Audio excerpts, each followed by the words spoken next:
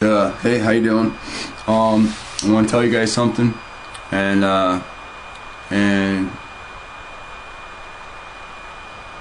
don't know if I'm mad, sad, happy, or pissed, because the things that are going on now are just putting me all in different positions. I want to read a couple of comments to you. Asianic Moore 1 says, it seems he's in a conversation with somebody else and I can't see the other person's conversation. He's not talking to me. He says, I disagree.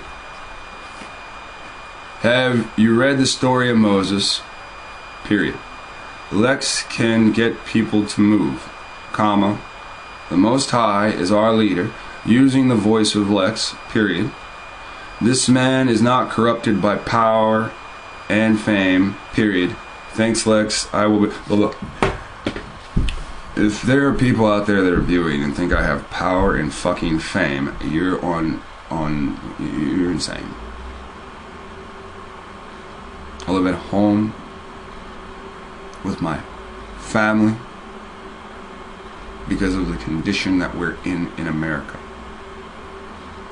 I don't have money to have my own apartment. Do you even see my fucking wife here? Power? The only power I have is when I'm on the expressway and pushing my foot down on the gas pedal. I said, go to Washington to free yourselves, and there was 15 of us. One was a baby, another one was a non-black person. Fame? Every time you see me, I'm in fucking t-shirts. And that's why I don't wear a suit. I'm not famous. I'm infamous among a marginalized community where only a few people even know me. Or will tolerate or will listen.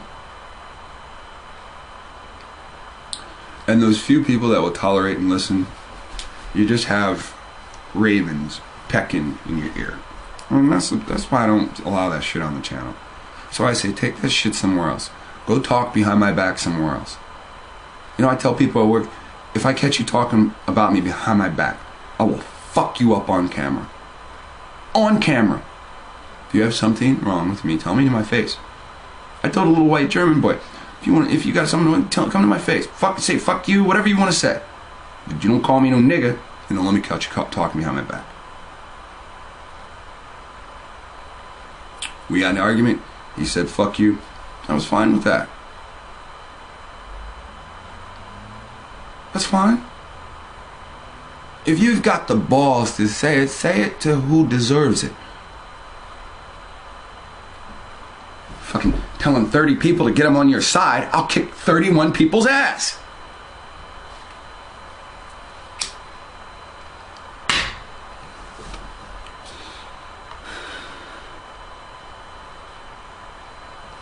I got a message from somebody that goes by KW.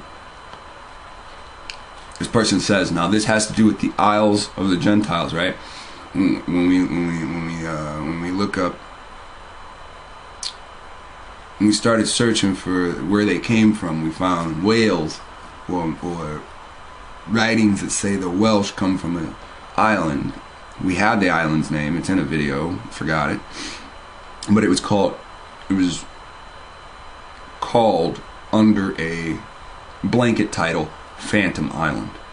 And there's not many Phantom Islands, so that's why it's not hard to find using the term Phantom Island. Now listen to this. KW says, I have never heard of Phantom Island before.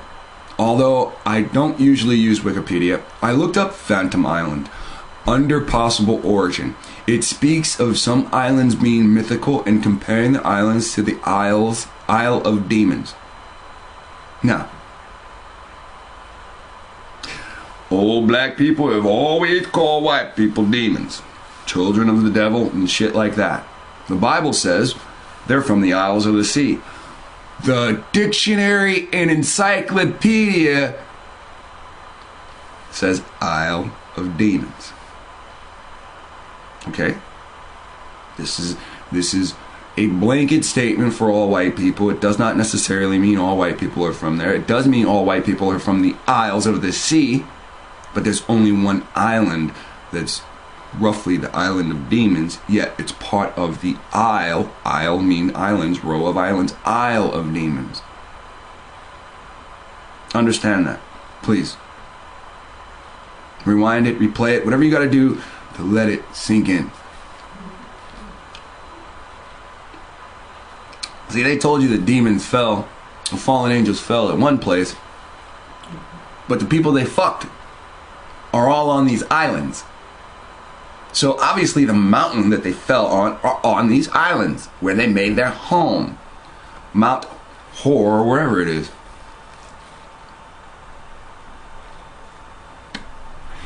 This person states, I clicked on the Isle of Demons and received this information. The Isle of Demons first appears in the 1508 map of Johannes Ruysch. Ruysch. Ruysch. Something like that. It may simply be relocated version of the older legendary Isle of Satan Azes. S-A-T-A-N, Satan, S-A-T-A-N-A-Z-E-S.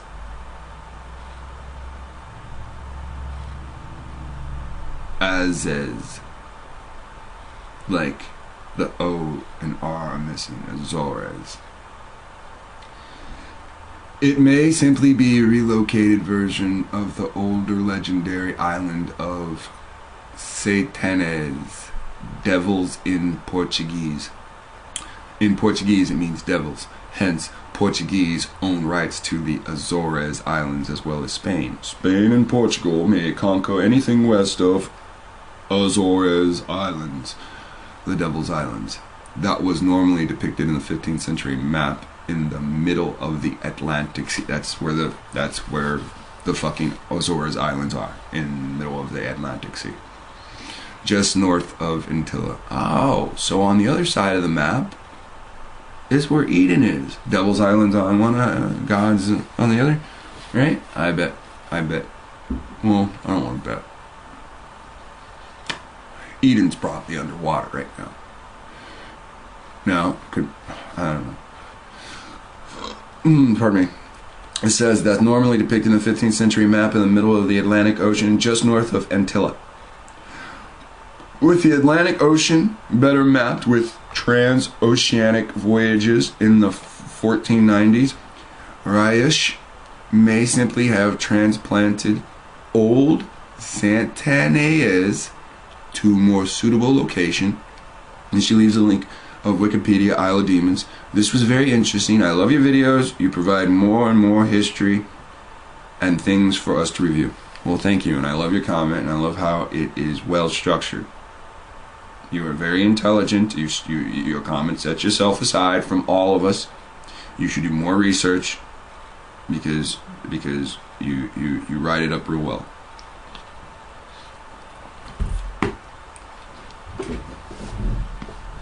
At this time, we should be teaching, preaching to the world. To ourselves, we should be printing and scribing. We should be writing and printing.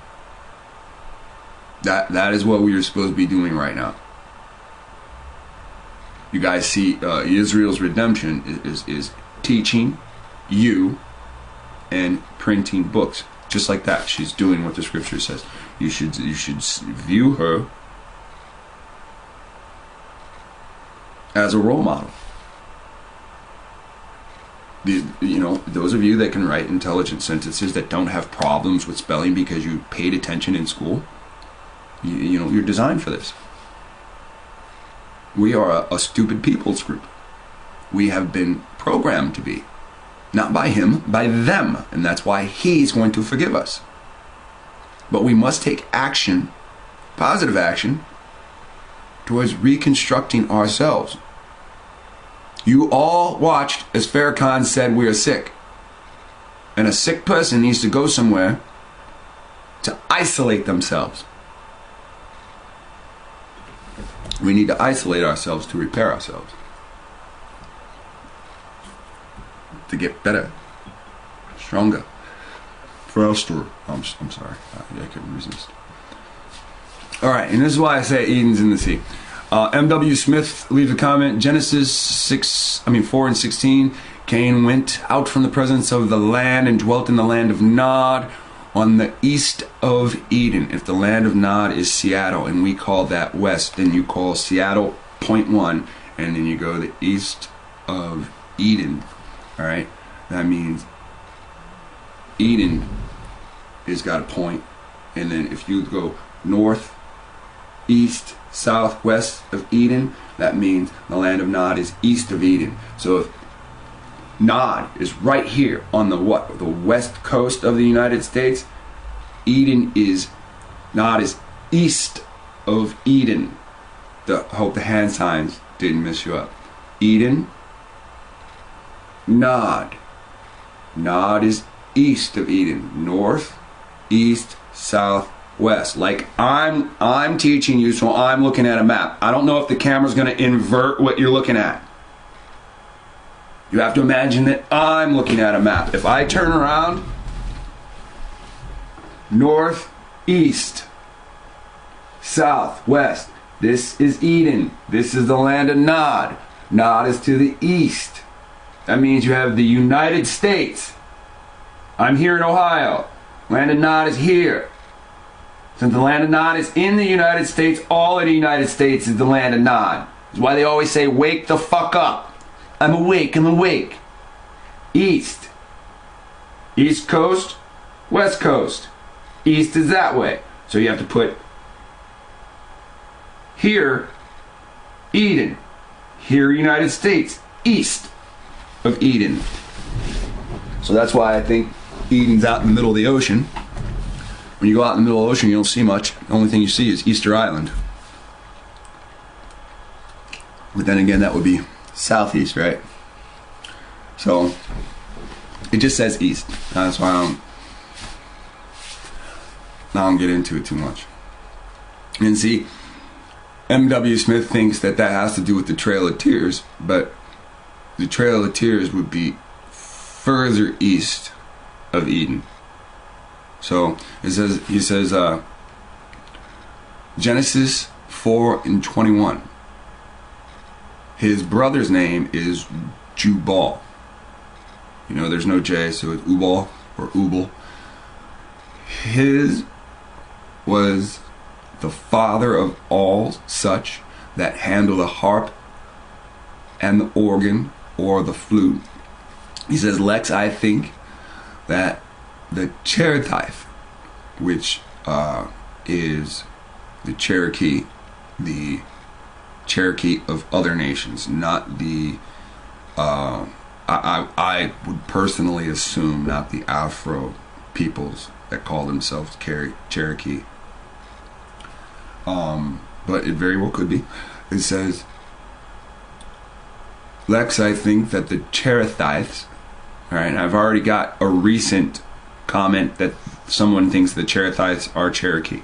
It could be from M.W. Smith as well. But he says, I think the Cherethites, Zephaniah 2 and 5, woe unto the inhabitants of the sea coast, the nation of the Cherethites. The word of the Lord is against you, O Canaan, land of the Philistines. That's interesting. Lately we've been looking up the Philistines, and the Philistines keep coming forward to us. And we think the Philistines are on the other side of the world. But the Cherethites are hand in hand with the Philistines, meaning they live on the same land. We watched that. I brought up Farrakhan already. We watched that Farrakhan video, and that Indian said, hinted that they were the Phoenicians.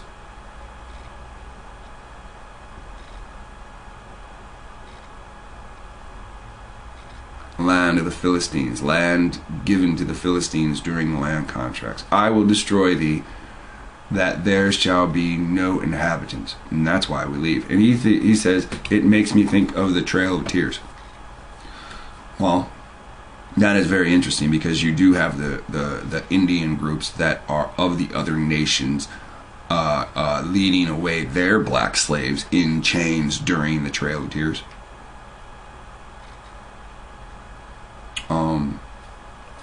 So those two are very interesting.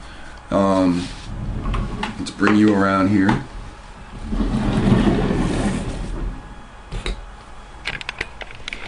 Alright, now I want to show you something. Here's Afro-Asian. Now that's just regular Afro-Asian. You see it says click here for African Asian. Now, one is the father is a Shemite and the mother is a Hamite. Two, the father, see I use the thumb for father, the father is a Hamite and the mother is a Shemite. Do you see the reverse? Two different bloodlines because it's by the male seed, but one's titled Afro-Asian, nothing to do with Africa. The other's titled Afro-Asian, African Asian. Understand the two. Now I'm switching back. Now you'll watch the screen change and you'll see that I'm doing two different pages. See? Alright. Now remember, now this is the Shemite father. The Shemite male. Afro-Asian refers to mixed African and Asian ancestry. The term can also refer to modern descendants of Aboriginal, mostly uncontacted. That means unmated with other nations. Only mating with their, mostly mating with their own nation. But the Bible tells us that Jacob takes 4 wives, 2 sisters and 2 handmaids. They're of different nations. We can go further back. We can go to Abraham. How many wives did Abraham have? Now, the Negritos are in both. So our link to say that we're all related is the Negrito.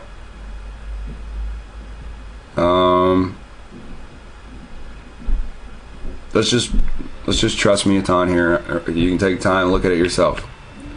This is African Asian, so that's Hamite male, Shemite mother, and Negrito is under this too. I just don't have the time right now. All right. So when you go down through some of these, you'll start to see weird things. We're not interested in the weird things right now. We're interested in the marginalization right now. Historically, Afro-Asians, blacks, populations have been marginalized as a result of white supremacy.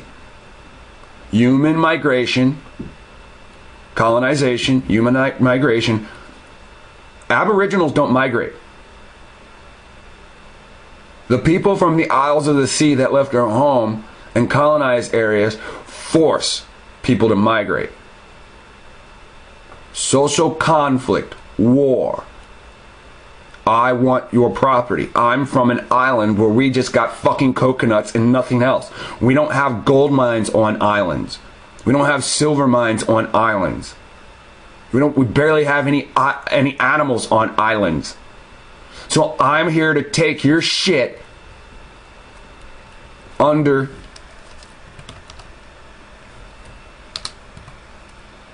dumb diverses. This fucking thing acting like you don't know what I'm gonna type, and I typed it yesterday, you piece of shit. That's why I bought a new computer, you bastard computer. Your days are numbered. Well, now you're working fast, huh? You're working fast now, huh? We grant you, kings of Spain and Portugal, by these pieces of fucking paper, our apostolic permission, our authority, full and free permission to invade, search out, capture, subjugate, kill, rape, fuck, murder, slaughter, burn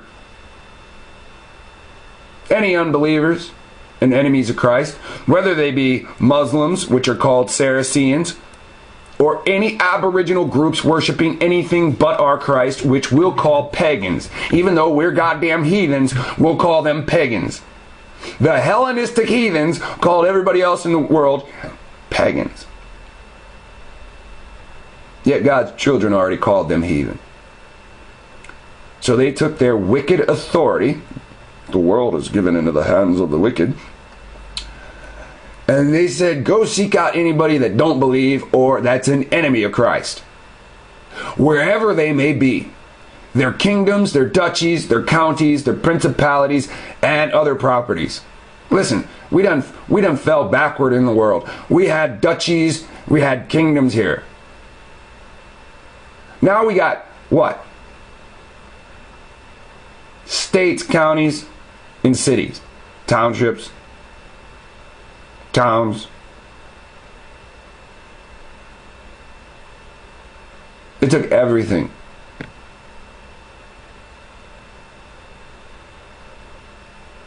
Reduced them to perpetual servitude. Hey, are you watching, slave? Fellow slave? Buddy slave?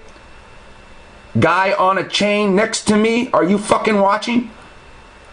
Fellow Afro-Asian that's marginalized? Now, look what they did. Remember we used to click on this and the fucking image was there? The pictures of all the light-skinned and brown-skinned people? It's gone. They updated this. They said, this nigger is waking too many niggers up. We've got to put the fucking brakes on him. What should we do? Should we take the whole word out of the encyclopedia? Well, these blacks don't read. They're acquainted to pictures. We should remove the pictures so they can't see themselves when they see the term Afro-Asians. Well, what about when they see the word Afro and they already know they're the only people on the earth that grow Afros? Let me scroll down and show you something. This is how they fucked up. Let me show you what they did. You see this picture? This picture linked to Madagascar used to be over here. That's how they messed up. They took down the main image. And this picture right here, that picture used to be right up here on top of African Asian. That's what you saw right there. When you scrolled down, you saw Madagascar's picture. They switched the pictures. And they removed the 12 images, the 12 tribe images. The 12 different images of the 12 different visualizations of Afro-Asians.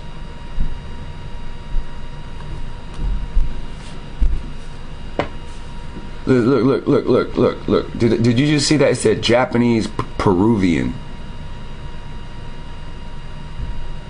Let me find that again.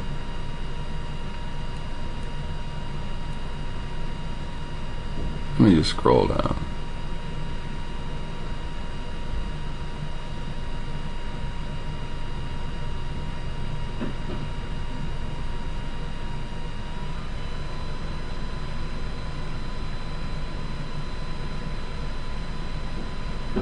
I didn't go down this far.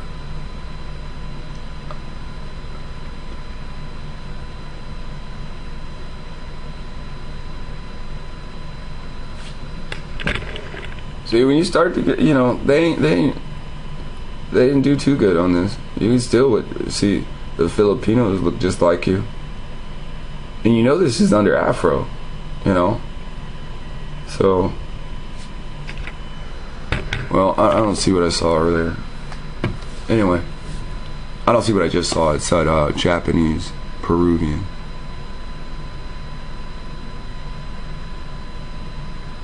See if I find them in the titles real quick.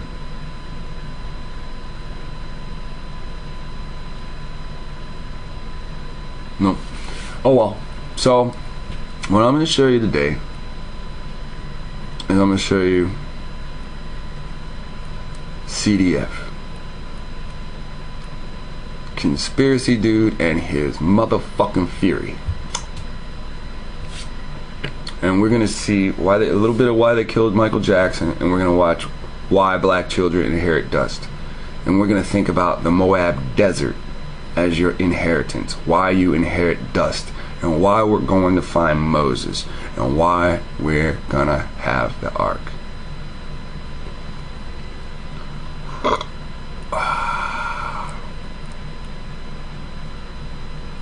Michael Jackson, king of pop, and one of the greatest performers of all time. His life was full of joy, hope, turmoil, achievements, and giving. His death today is still shrouded in mystery. Fortunately, new evidence has come forth, and with my high level of discernment and comprehension of symbolism, today I would like to share with you my critical analysis on why they killed Michael Jackson.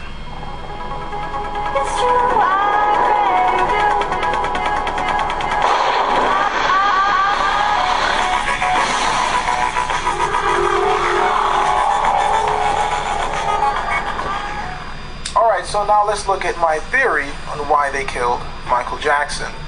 Now the first section I call the fire ritual, and I want to share with you a short story just to give you a little bit of history and how I came to the conclusion for this first section.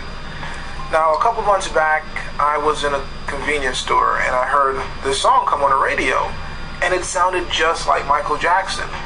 I didn't know the name of the song, I only knew a couple of the lyrics. Even on my way home, I was singing it. It was like, I can feel my face when I'm with you. And I love it. And I love it. I just kept singing the song. I didn't know if it was Michael Jackson. I didn't know if it was just someone that sounded like Michael Jackson. I didn't really care at that point. But anyhow, I got home. I searched for the lyrics. I found the song. I downloaded it. Eventually, I sat down and watched the music video, and as I started watching the music video, my jaw dropped. Not because it wasn't Michael Jackson, because I figured that out. The time that I downloaded the song, I figured it out. But my jaw dropped and I got very upset. I got enraged, and I got upset because this video was symbolic for the life and death of Michael Jackson. This video was showing a fire ritual, and I want to share that with you guys now.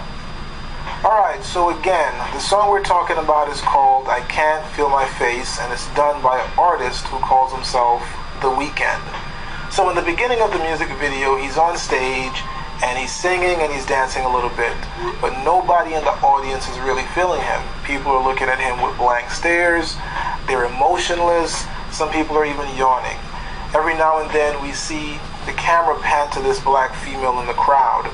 Now, that black female represents the target audience for Michael Jackson in the 80s, which was black females and the black community. Now, when he sings the lyric, and I know she'll be the death of me, the camera pans to this white female with blonde hair who seems to be preoccupied either clipping her nails or playing on her cell phone. Now, this is the first and the last time you'll see her in the music video. This white female represents Michael Jackson's longtime girlfriend during his teenage years. Her name was Maureen McCormick.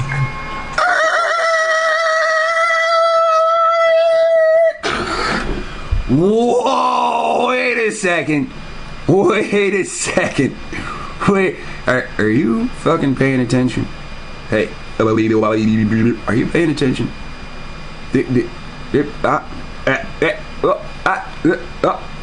Marsha on the Brady Bunch TV show. Whoa! Michael Jackson? Marsha?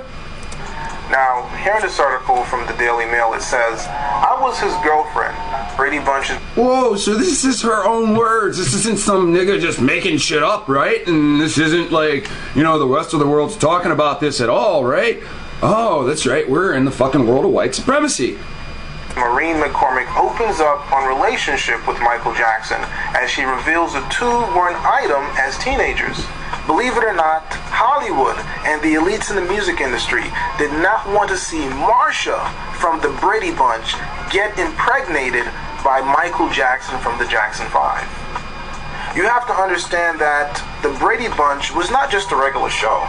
This was an iconic TV show. This was an But it was on Sunday's episode that the 58-year-old Brady Bunch starlet decided to drop the bombshell on contestants that she used to date Michael Jackson.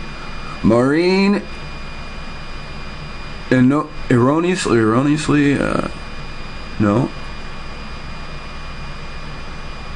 innocently asked Chrissy Swan if she liked the King of Pop before revealed she used to date. American TV show with an all-white cast that was loved and supported by millions of white Americans. White men lusted after Marsha. They had a strong sexual desire for Marsha. Could you imagine? All men lusted after Marsha. You say white men did it. Black men that hate white people wanted to see that bitch in chains, buddy. Everybody. Whoa, buddy. You know that image of Princess Leia on the big fat slug, right? Come on, everybody knows what I'm talking about, right? Princess Leia in chains. That's how like the Black Panthers wanted Maureen to be seen in front of everybody. One Black Panther standing there with a little chain, right? No, I'm just playing, but you understand what I'm talking about, right? Because we live in a system of white supremacy. Michael Jackson impregnates Marsha from the Brady Bunch. This is what made Michael Jackson a target for destruction. You guys have to remember that since the United States was established, it enacted anti-miscegenation laws. Although it became unconstitutional in 1967, they still do not accept intermixing. I dare you to go to Mississippi and put your little white trophy wife on your arm and run around holding hands, skipping in public. I dare you. With blacks. This is a fact. Gee, you think it's 2016. The date doesn't really matter. There's tech in some places, and in other places, it's still hillbilly land. Black Americans still to this day are not American citizens. This is a fact. This is a fact. See, people want to leave comments with two sentences from their own opinion, and they don't understand the difference between opinion and fact.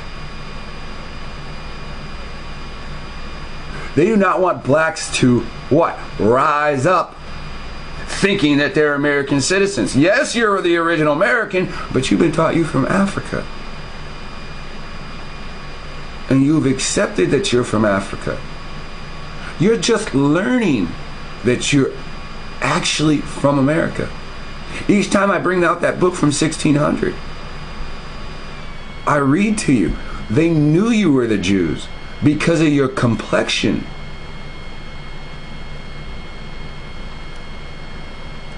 How do I know this? We can look at the Dred Scott case that says no African or person of African descent can be an American citizen.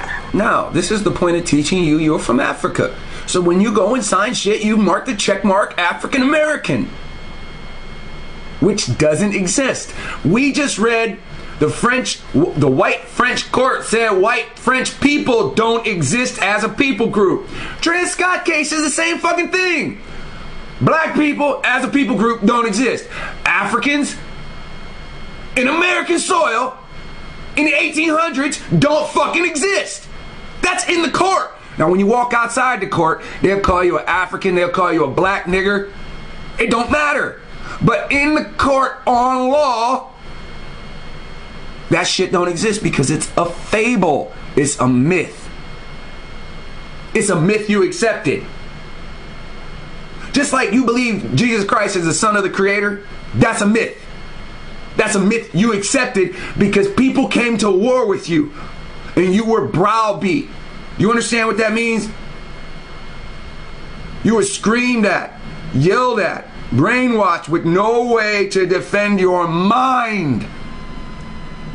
Listen, if you're tied to a pole for 3 fucking days, that's the most intimate days you've ever going to have with nature. All you can do is think. How can I escape?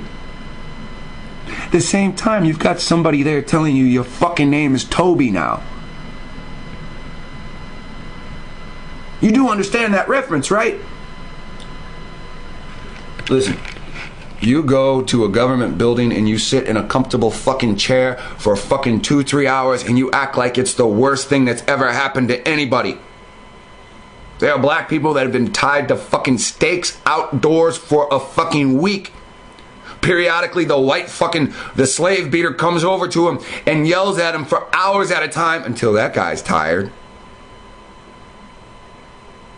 And then he goes inside and eats, drinks, gets drunk, comes back out and does it again while you're tied there the whole time. Because they starved somebody out 3 weeks ago. They already know how long it takes for you to starve. They already know you have a strong spirit. You're not just going to give up because you're tied to a pole.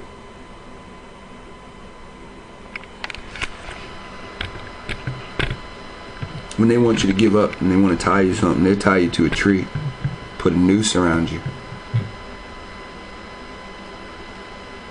Running around calling yourself African American, you got no goddamn rights. Running around calling yourself black, you got no fucking rights.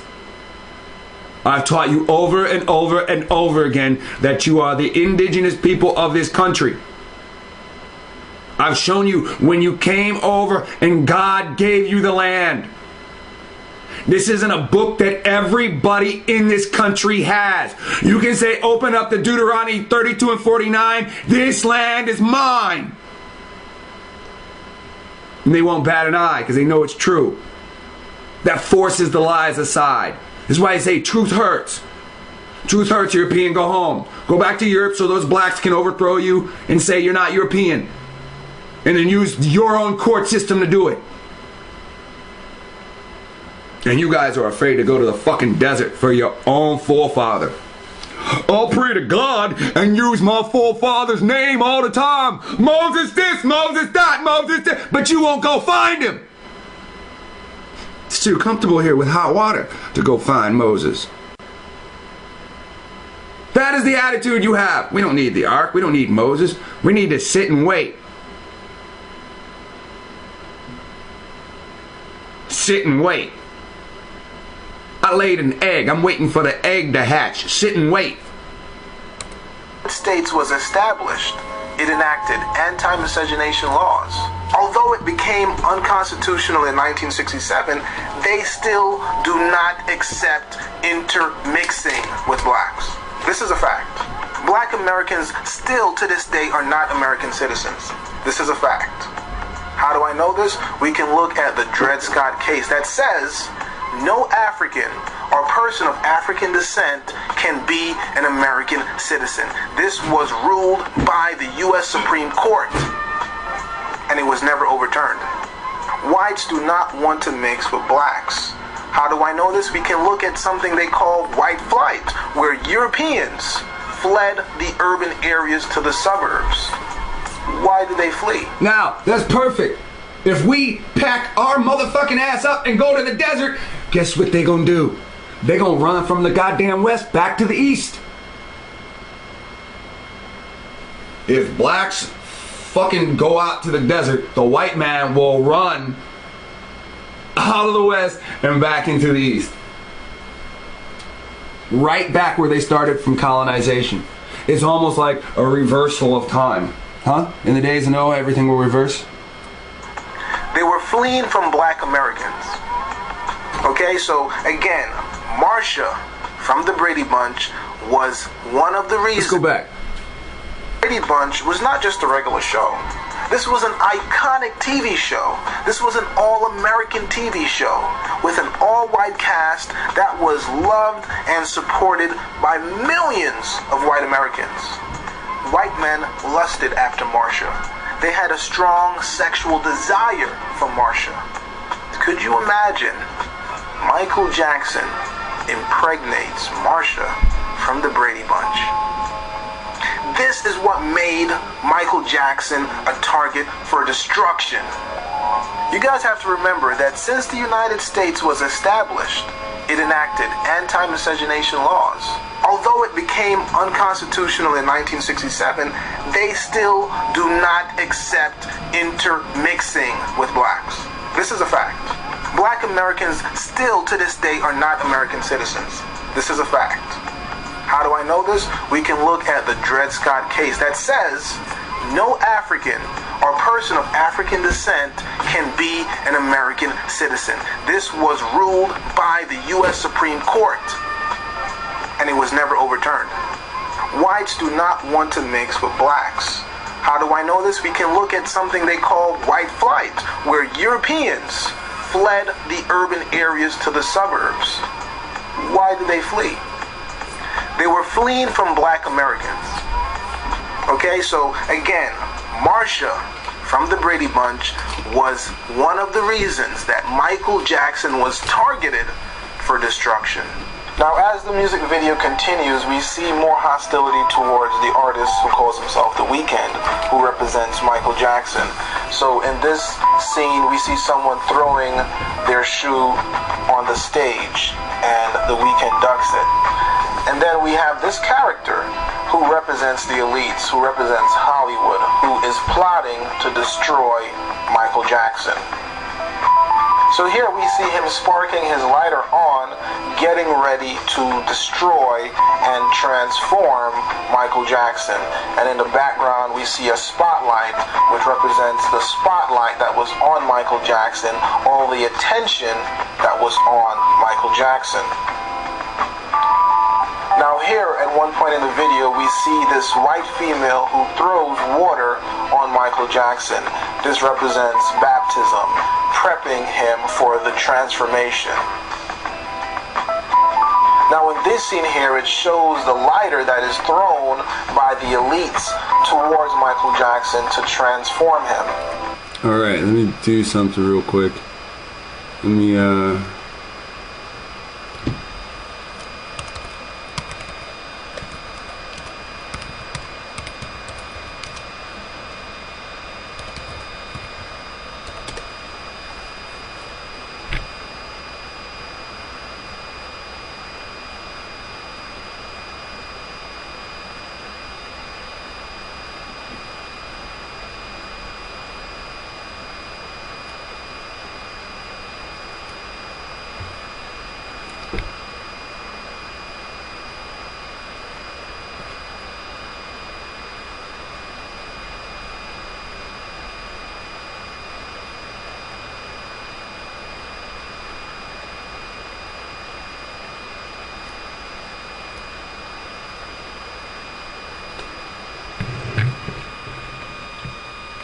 This is graphic.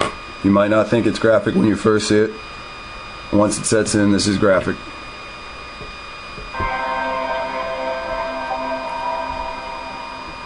We don't need the eerie music either. So on take 6, the pyrotechnics goes off too soon.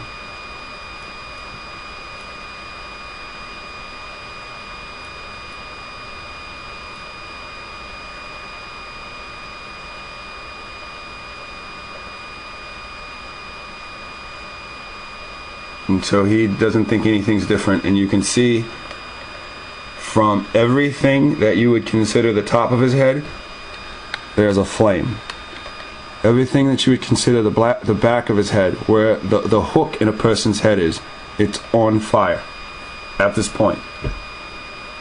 Now, he does not know anything's wrong. He goes downstairs, he does a spin. When he does his spin, that adds oxygen to the flame. And this is the same time he's getting hit with a fire extinguisher. Alright, so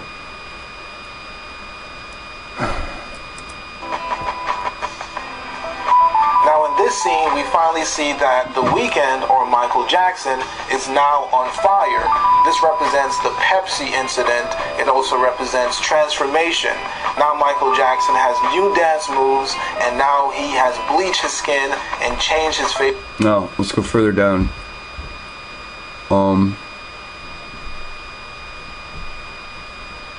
I want to get to a report he brings up.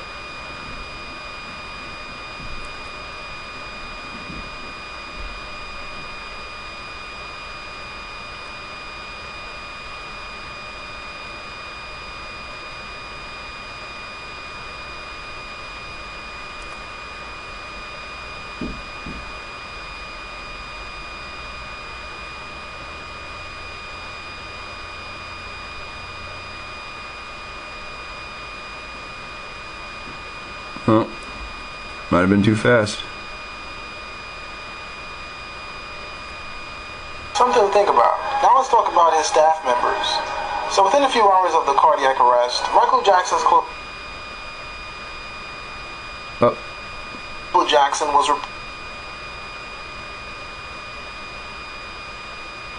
when we do some Google search, we'll see websites that say he was 5'9", and on Yahoo Answers, this person is saying that. You know what? We're gonna have to hear some more of this. I'm past the weekend stuff.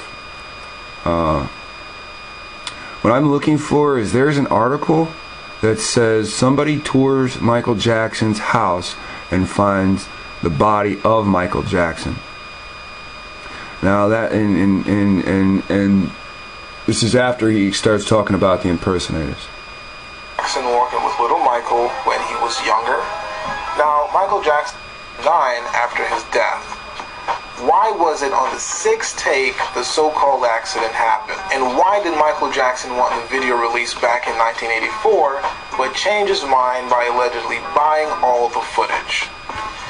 Now, let's take a look at a section I call His Children. Alright, so here we have an image of Michael Jackson walking with little Michael when he was younger. Now, Michael Jackson has 3 kids, 2 daughters, 1 son. The first daughter's name is Prince Michael Jackson II, and then the second daughter's name is Paris Michael Catherine Jackson, and then his son's name is Michael Joseph Jackson Jr. Now, here are some questions to ask yourself. Why are none of his children mulatto? All of his children are 100% white. Why wouldn't Michael want to have at least one biological child? Why were those 3 children born through use of artificial insemination? Why did he marry a nurse? Why did he marry Lisa Presley? Do those children know that Michael is not their biological father? Now let's talk about the online satire news site. Here we go. So in 2005, an article was written titled, Neverland Ranch Investigators Discover Corpse of Real Michael Jackson. Now, so here are some questions. Here's the problem. It's a satire magazine. Satire news site. So in 2005... News site. But this is huge. This is huge. Neverland Ranch investigators discover corpse of real Michael Jackson. An article was written titled, Neverland Ranch Investigators Discover Corpse of Real Michael Jackson. So here are some questions to ask yourself. What would you do if a satire news site said your loved one was dead while they were alive? Would you sue the website for slander and defamation of character? Would you request a fake news story to be deleted? Would you make a public statement denouncing such claims? Or would you just ignore these claims and say, well, it's a satire news site, everyone has freedom of speech? Alright, so now let's talk about Michael Jackson's height. Here it says at the age of 50, he was 69 inches. Alright, so he's going to go further into this and show you different Michael Jackson impersonators. Now, when you understand there's Michael Jackson impersonators, then the idea that, investigators found the real Michael Jackson, not their biological father. Finds his bodies during an investigation, that's deep. That's deep. Now, where do you even go from there? This has to do in 2005. Aren't there alleged child stuff? Maybe the child stuff has always been fake, and this was the goal of it. Somebody created this spark to let everybody know the real Jackson's been dead.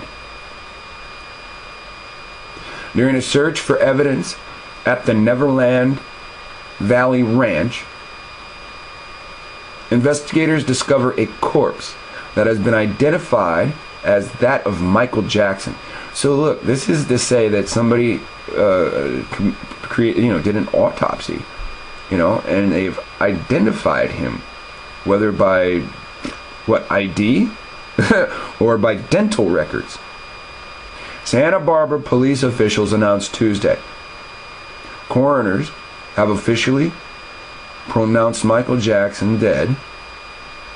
This is in 2005. He died between 18 and 20 years ago. Forensic investigator Tim Holbrook said, "We're not certain at this time who or what has been standing trial in the Santa Maria court case." You understand that? So we'll just put on the back burner Tim Holbrook.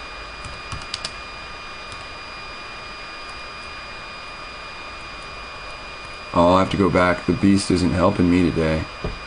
He's mad for what I said about him on camera. I need an E at the end of Brook. Forensics investigator Michael Jackson. Oh, Michael Jackson. Now, we'll just leave that.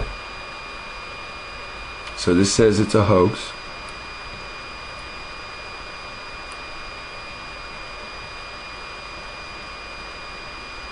So one article starts off with it's a hoax, and then other articles take it very seriously, and we'll do that another day. Well, I'll do that another day, and if it's worth it, we'll get to this. But like, if it ain't got nothing to do with Moab, it just ain't worth it. And trust me, this has everything to do with Moab. There's a part where, he basically says they attacked Michael Jackson because he's the prince, and it's a reference to the book of Daniel, where Michael is the prince of Israel. And I think that's funny when you look at Michael Jackson and his annoying videos. And the videos that have movies attached with them, like Ghosts and Remember the Time with Eddie Murphy. Now, if this guy fought for his own music with Sony, there's no way I can show you Remember the Time. Because, Sony will be like, you can't play this video. So, now we're going to switch video topics, because I told you this is about Moab. Moab is the desert. There's dust in the desert. That's all that's in the desert.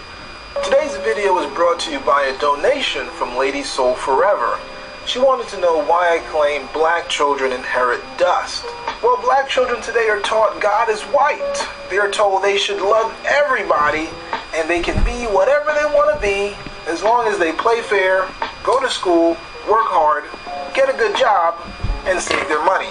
Today, that advice is a recipe for... Whoa, slow those articles down, baby. Look at that. Yes, there are still segregated proms in the 21st century.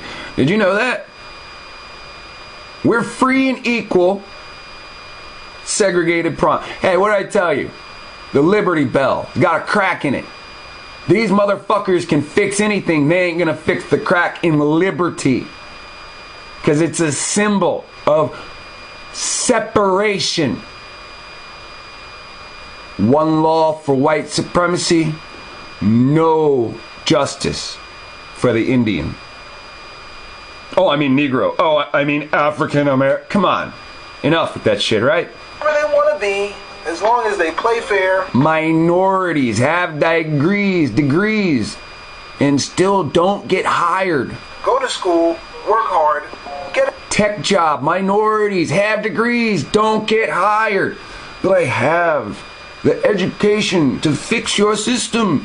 Whoa. Nigga, you still a nigga. You can't fix shit here. minorities have the degree to work in the skyscraper. What have I always fucking said? You have the mind power to be in the skyscraper. They will not allow you in there unless your brain is converted. Your hair is straight. You have burned away the image that God gave you. Good job and save their money. Today, that advice is a Look at recipe that. for failure. Whites have 12 times the wealth of blacks. Good job and save. What? Let's kill off the middle class. The middle class ain't gone no fucking where. Let's kill off the blacks that can be in the middle class. That's what got killed off. Save their money. Today, that advice is What else? The racial wealth gap. Why a typical white household has 16 times more wealth than a black one. Things are fair. Things are great here. recipe for failure. For those who are religious, in the Bible, it clearly states that Jesus was a black man. The white man's God is black, right? And they keep killing their God. Revelation says Jesus is a negroid, wool hair, bronze skin. Just in case you want to argue about wool hair, bronze skin as if burned. Oh, and he's related to the slaves. The white man's Jesus is black, and if that motherfucker walked on earth, they'd hang him in a heartbeat, and they'd eat part of him. Tell me I'm lying. God damn it, I'll show you history. Bible, it clearly states that Jesus was a black man, and in European art, it also confirms this fact. Confirms the fact. The motherfucker never walked, but they worship a black God, but hate black people. They worship the God of commerce, the God of war. This is the image of him. Hermes, Mercury. That's what they want you to believe. Their actions are war and commerce.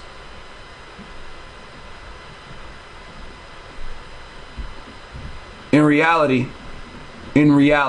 they stole the books that say a child will be born among the slaves that shall rebel. They stole the books and named the motherfucker a name in their language. The Bible say we're waiting for a Messiah. It don't even say the name. It just says a Messiah. The holy books say to heal and cast things out, you use Emmanuel. Emmanuel is a fucking Latin name as well. It's Hebrew and Latin. It doesn't change when you go to Latin. So that just means they made up a name, Jesus, Jesus. Take the J off, it goes back to somebody. It goes back to Jesus. That's Celt shit. Trinity shit.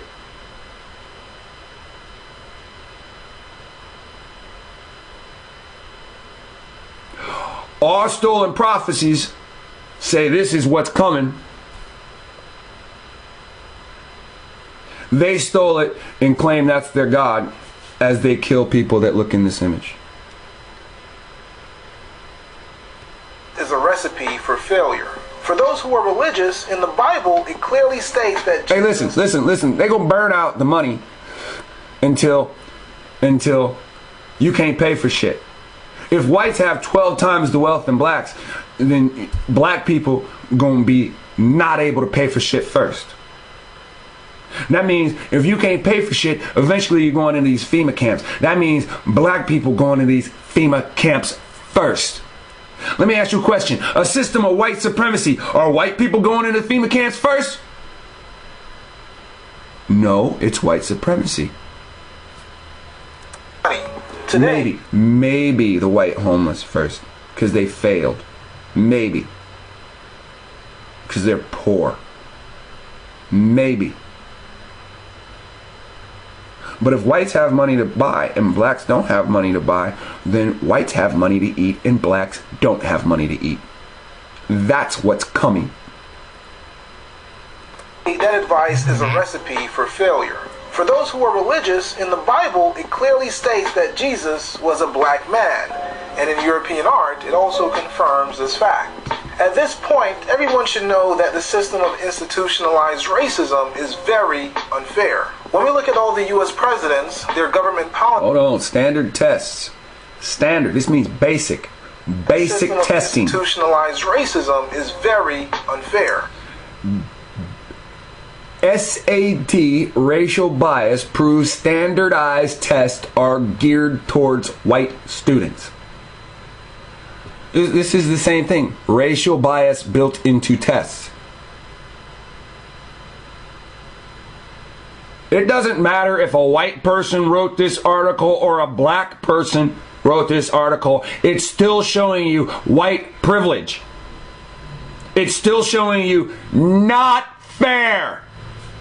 I love saying that, because fair has nothing to do with skin color, and they want to fucking tell you because they're white their skin is fair. When somebody pushes me out of line, I don't scream not white.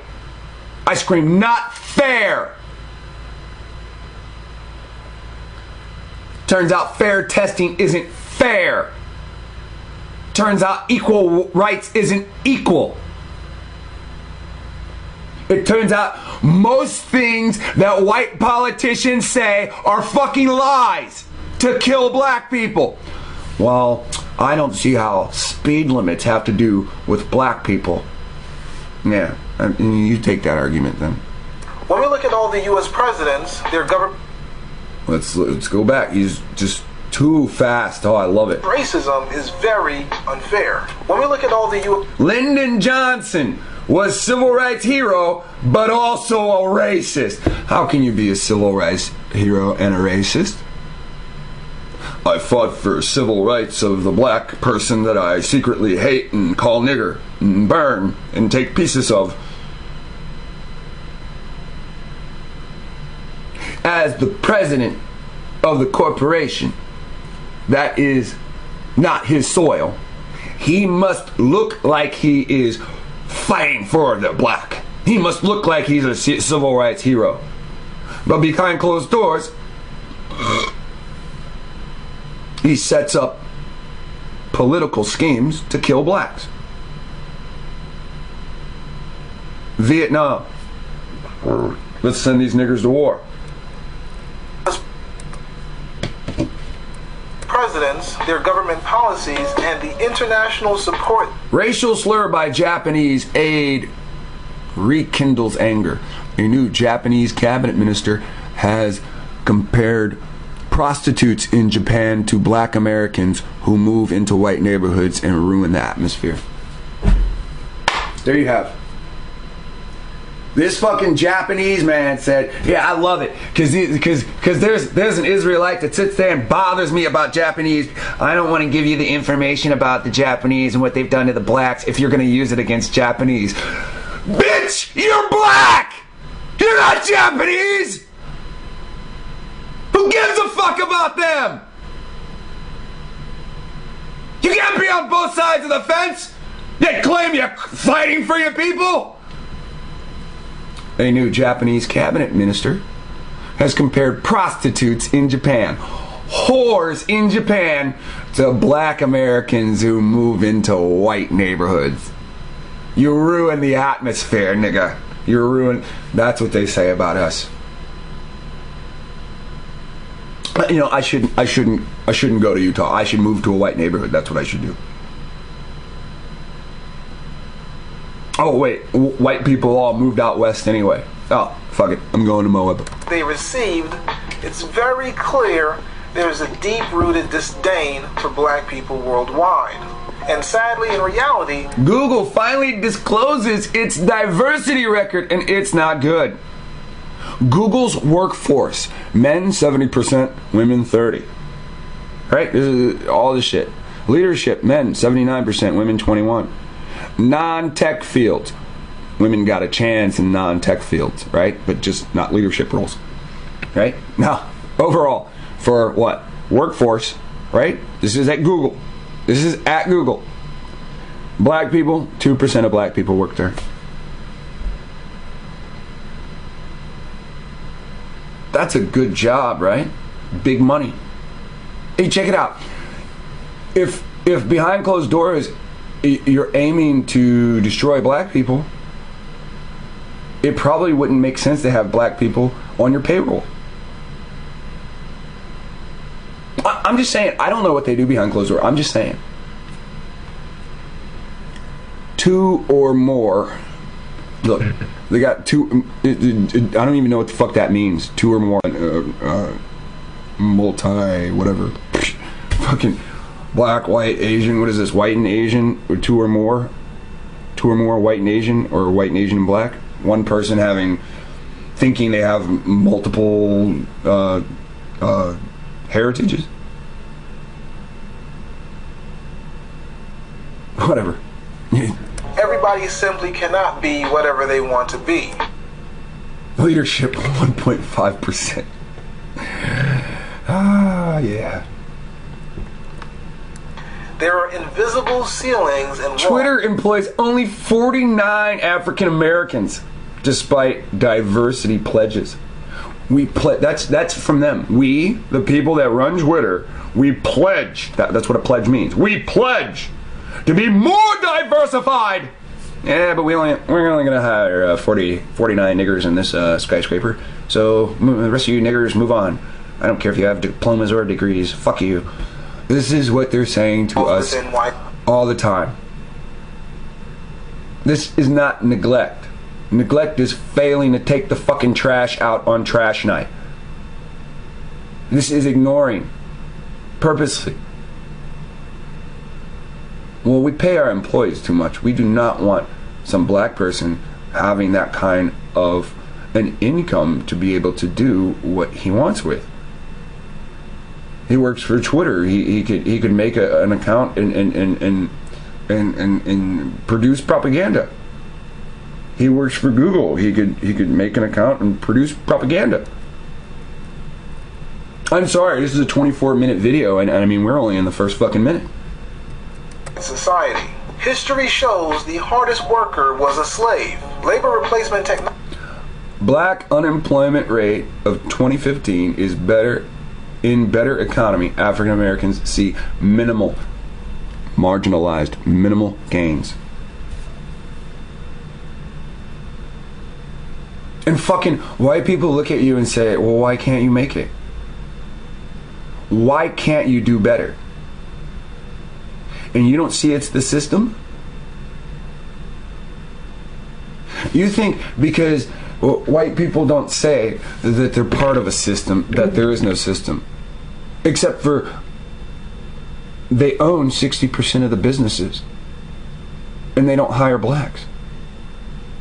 And when other nationalities own the other 40% of businesses, they don't hire blacks either. So, unemployment rate of black people in 2015 is minimal gains. You see minimal gains. There's nothing for you here. There will be nothing for you here.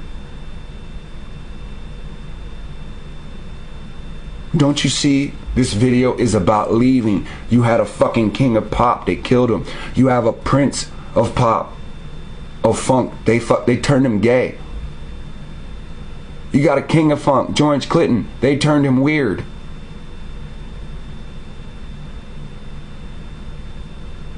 You had Dr. Martin Luther King. They couldn't turn him. All the different nations of women they claimed he was sleeping with, and they couldn't turn him, so they had to kill him. You had Huey Newton.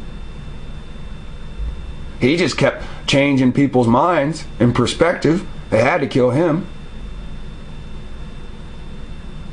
You had Malcolm X.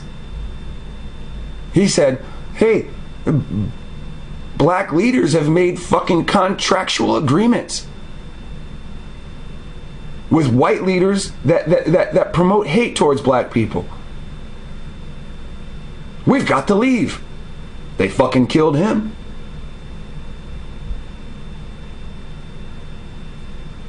Technology has made black people obsolete, and with globalization, the majority of jobs... Technology is a tool. It ain't one thing or the other. That's the cuteness of it. It's just a motherfucking tool. That's like saying the hammer did this to us. The fucking hammer didn't do this to us. White supremacy did this to us.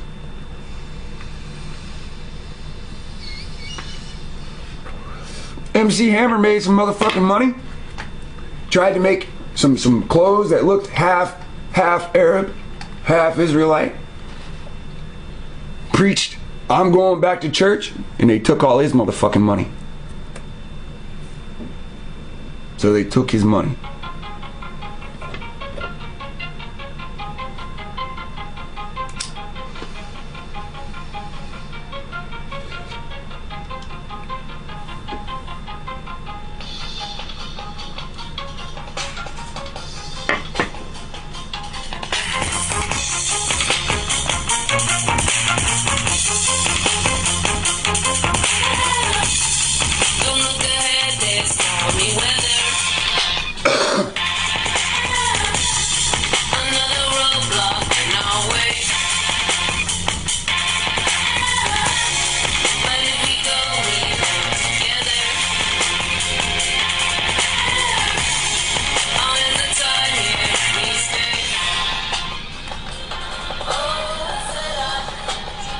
Our dreams are prophecy.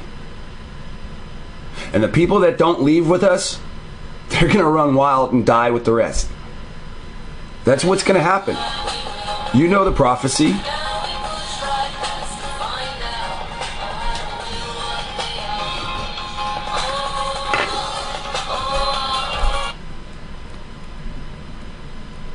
Let's go back.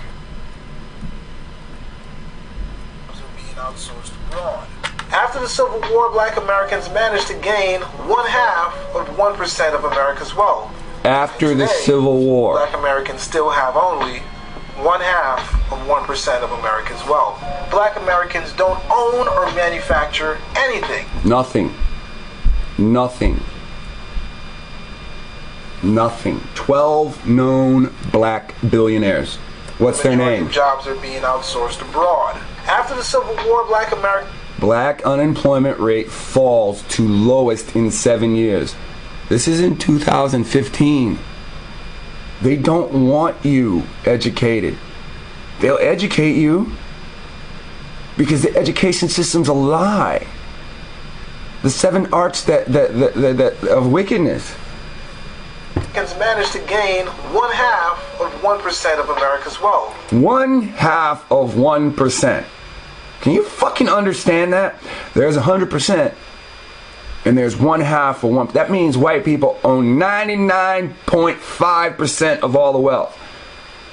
That means fucking condoms have a better chance of stopping sperm than you being successful. Understand that. Condoms are 99.9% effective.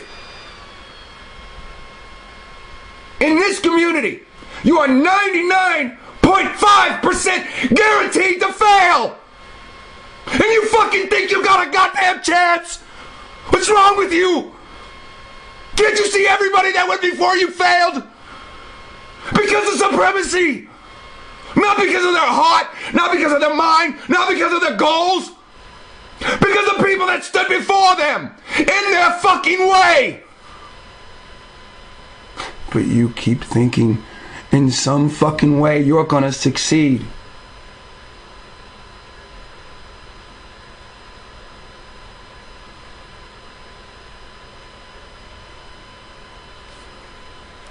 And today, black Americans still have only 1/2 of 1% of America's wealth. Black Americans don't own or manufacture anything. And that brought me to tears while making this video. Currently, all countries are in debt, with the exception of 5, and since 1971, with President Nixon taking the dollar off the gold standard, the US dollar stopped being money and became an instrument of debt. If black children are not... It is an instrument of debt. To earn $1, you gotta make somebody else $5. To loan $1, you gotta pay back $2. There's no coming out of that. If you go to the bank and ask for a loan, you gotta pay back $2. Loan me $1, pay back $2. Not taught about the harsh reality in which they live. Listen to this. Here's your comment, right? This guy started up, made himself, this is how black people become strong. Make themselves popular among blacks, and then turn to a white audience. President Nixon taking the dollar off. See, I noticed that about Michael Jackson. Yeah, let's change this real quick. This is what Michael Jackson did. Michael Jackson started, and he entertained black people. But at some point, he started entertaining white people. Want to know why Michael Jackson started entertaining white people? Because Michael Jackson's videos have to deal with fighting supremacy. And since he couldn't change the black person, you cannot change the poor and the people that are anchored to the bottom of the caste system. You have to change the caste system. So instead of aiming for black people and talking to them, he aimed for white people and tried to communicate with them through the music.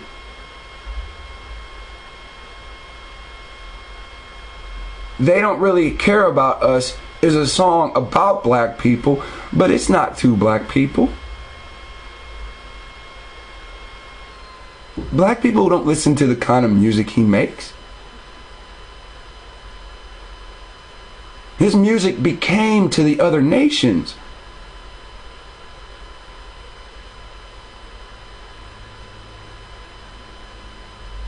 Dirty Diana isn't a song about a black woman.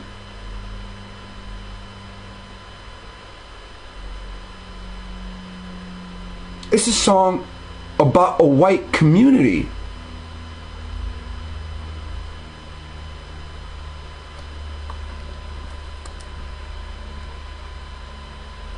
Standard, the US dollar stopped being money and became an instrument of debt. If black children are not taught about the harsh reality in which they live... I missed it again.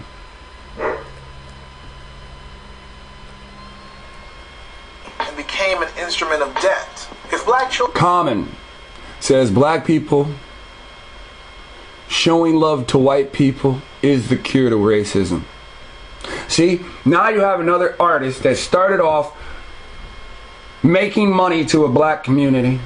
Now he's grown out of that into a different money bracket. Now he says, same thing Michael Jackson said, right? The cure to racism is black people. The cure to racism is the slave. See, why won't anybody ever say the cure to racism is the people that control? See, this is the thing. People want you to show love to white people. Love your master. It is the year 2015 when he says this. Love your fucking master. That's what he said to you. I'm sorry that it takes someone of intelligence to see the double talk. This was a year ago, and I don't hear an outcry from the black community. I hear brainwashed people saying, That nigga right. That nigga right. Well, let's say he's right. Let's love these motherfuckers so much we want to get away from them. Let's see, if we leave them, do we miss them? That's what we should do. Children are not taught about the harsh reality in which they live. ASAP says racism doesn't exist anymore. Well, not to him. He's making buku money because he feels that what? That it revolves around money. There is no racism anymore, huh? That's what he says. The race will be done for good. American schools are still racist. Government survey finds. Now these dumb niggas are on fucking TV fucking saying to black people, there ain't no racism no more. The cure to racism is loving white people. And a white newspaper goes and says, hey, look at this. American schools are still racist. While your entertainers are sitting there telling you, no, look at the cheese I got, motherfucker. No more racism. The little children are the ones that hurt from this. Now I don't give a fuck about no goddamn children. There are just more people in your way. I'm talking to the viewer now. It don't matter if it's black children, white children, Korean children, Vietnamese children, Russian children, Shangri-La children. You don't give a fuck about kids. It's not to insult you. We're spoiled. You gotta make a change. The man in the mirror. You got to move yourself to change. That does not have to do with sitting still and waiting. Children will continue to inherit dust. Now here we are, 140 years later, in the richest nation on earth. 140 years later, we ain't got still shit. own and control 1/2 of 1% of this nation's wealth. A condom is more effective in this society than we are because of what is placed in front of us. They stand in our way. You own and control nothing. I can come in the city right now and drive around. I'll bet you right now I can't find 2 blacks in this city that own more than a 3-story building. Everything in this city that's high-rise belongs to whites. You don't own any bridges. You don't own any in the tollways. You don't own any airplanes. You don't own any boats. You don't own any skyscrapers. You don't own the media. You don't own the banks of any consequence. You own nothing. You don't produce anything. You wear clothes, but you don't produce any of any consequence. Only wear eyeglasses. You don't produce any eyeglasses. You don't own any hospitals. We own nothing. And just as happy as we want to be, go watch TV. You cannot be equal when the average white person in this society has 3,500 times more wealth than the average black person. Even if you're a middle-class black in the $40,000 to $50,000 range, the white person has 800 to 900 times more wealth than you. You can tell by this video. This video is old. Their wealth is slowly trickling away. Now it's going by percent instead of gross per year, which he's talking about. Now they were at 16%. Now they're at 12%. In a few years they'll be at 10%. A few years after that they'll be 5%. And a few years after that there'll be nothing. So they'll be right back in the mentality they were when they fucking came here to raid. Too bad things are going to speed up and we don't have that many years to go. Instead, it's going to be in a few months. They're going to be at 10%. By next year, they'll be at 5%. Because the dollar was supposed to crash. The vouchers that we passed back and forth were supposed to crash in 2008. I told you what's coming. A mass spread of robbing people for credit cards. That's what's coming.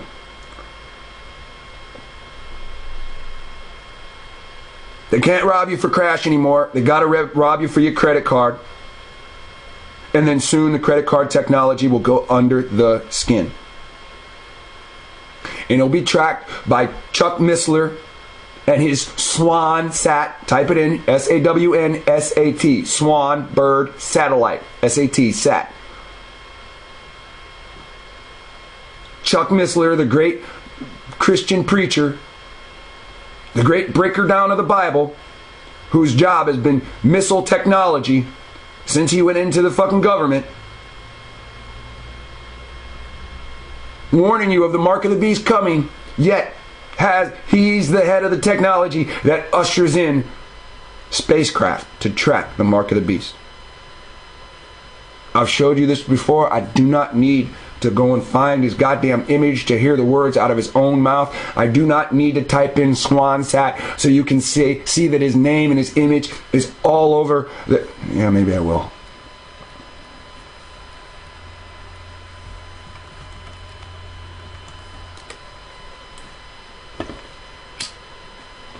You might think I'm crazy, even though I show you every fucking thing about Dr. Chuck Missler, Swansat. Come on. All praise higher.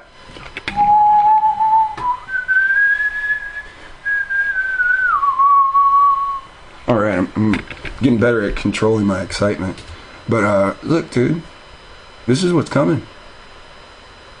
This is how they're going to track the mark of the beast with fucking spacecraft. And you think you should be talking about this nice and pretty. Pretty ain't coming. This ain't the fucking 50s. Fuck doesn't mean intercourse. It means destruction. Ruin.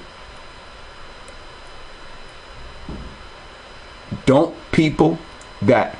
Excuse my French now, I am talking in sex now. Don't people that fuck people for conquest, don't they say, I ruined that bitch, I damaged her vajayjay, right? Don't they say that shit? The definition of fuck is damage and ruin. Type it in. Wake up. You don't fuck someone you love. You make love to them. Dumbass Americans don't even know how fucking English. Damaged motherfuckers, your brains are ruined. If you're a black female, that means the white female has $1 for every 2 cents you have to run a household. There is a direct relationship in this country between how many businesses you own and how poor you're going to be as a group. Those groups that have no businesses are going to be poor and in prison. Don't you understand it? It's time to take a little break. A little face-to-face time. Check this out. Let's say I own a store. I'm successful. I have amassed some money. I grow old. I have children. My children take over the store for me. I die. I have now passed on everything I own to my children. Now, let me show you something. Here's an act of war, all right? I come in and I kill the store owner. I chase the store owner's children away. Just get away from the store. Don't come back to the land at all. Don't come back to the area. Don't come back to this county. Don't come back to this jurisdiction. Now the store is mine. Now the finances of the store owner is mine. Now my sons will now inherit the store. Now, the previous owner, whose shit's been taken from him, their kids now run wild out in whatever city or county, wherever. It doesn't matter. Their property now belongs to me. Now, push that aside. Those sons that are running out, now they're poor. Now, they have been victimized, so that pattern is in their mentality.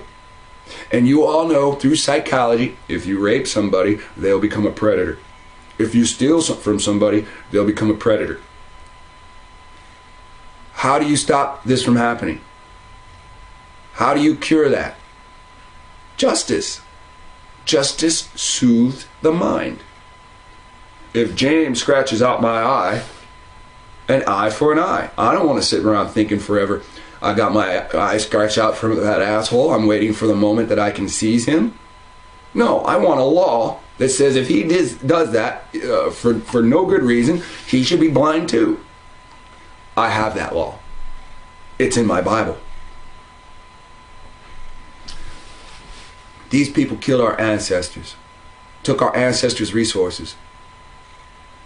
These people keep us alive so God doesn't destroy them immediately. They know it. They know it.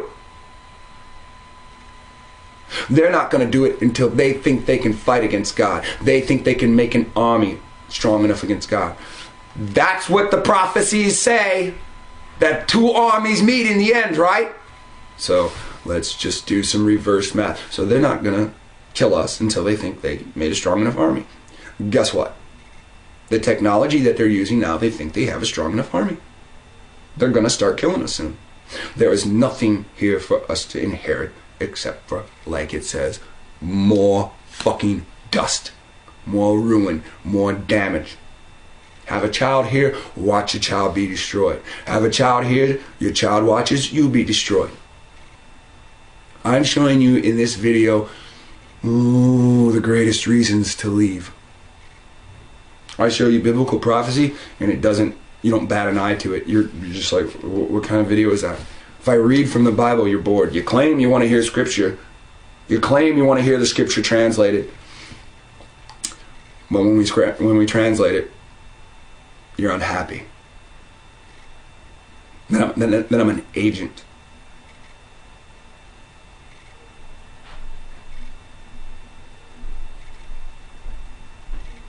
Then I'm famous.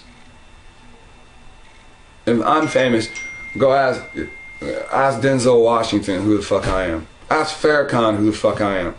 They're gonna say, who? Did I work with him before? Ask Hillary Clinton who I am.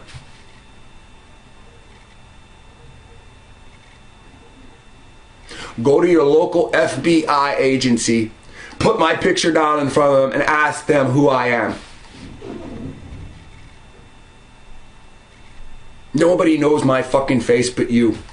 I went to Washington to protest, and when the next day, when the protest was over, one person knew who I was. It was a good feeling. One person knew who I was. It was a man with a yellow complexion, and he had a dark-skinned woman with him. He said, "Ain't you lexwill?" I was shocked. My future wife laughed about it. I think there was some men preaching with a group. One of the men that preached with the group looked at me very angrily, as if he knew me. So he might have known me. Two people knew who I was. I'm not famous. I'm not popular. I'm not wealthy. I don't work for fucking Google. You people are fucking crackheads that say that shit. I'm a fucking dishwasher at a Japanese restaurant owned by Chinese people with a bunch of Indonesians working.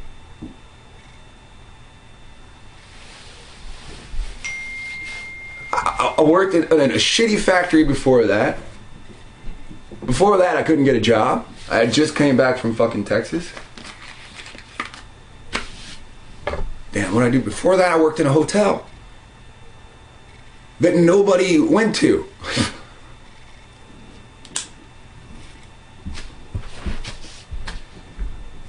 You people make the most ridiculous shit up for your belief in the white man's God, which is you. You don't even understand that. The fucking Bible's in front of you. If you read it, it's telling you Jesus is you. Is really a group. Jesus preached and teached unto the world. It's the future you. You go back in the Old Testament, the Israelites will teach and preach to the world. You're Jesus. You don't even fucking know it. Because they made some statues and portraits, which the Lord told you to ignore anyway.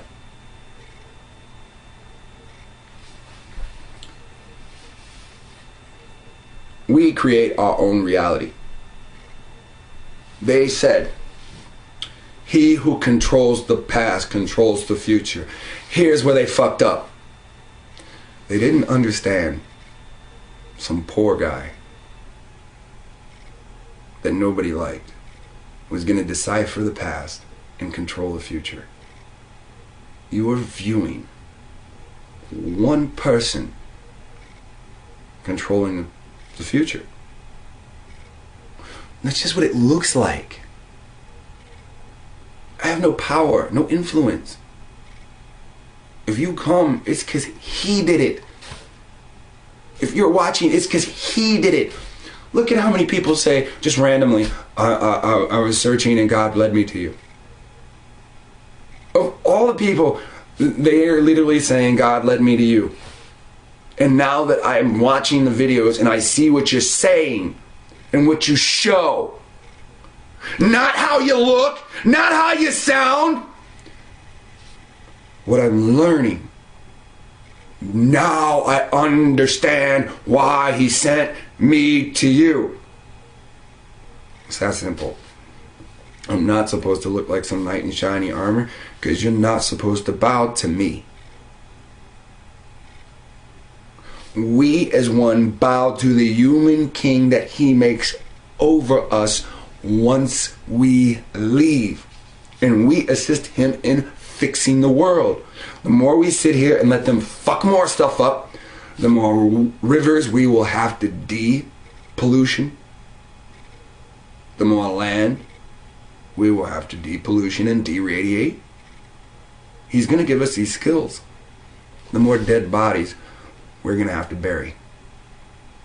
Those of you that listen to the GOCC, you already know your master Ricard tells you that the Most High is going to give you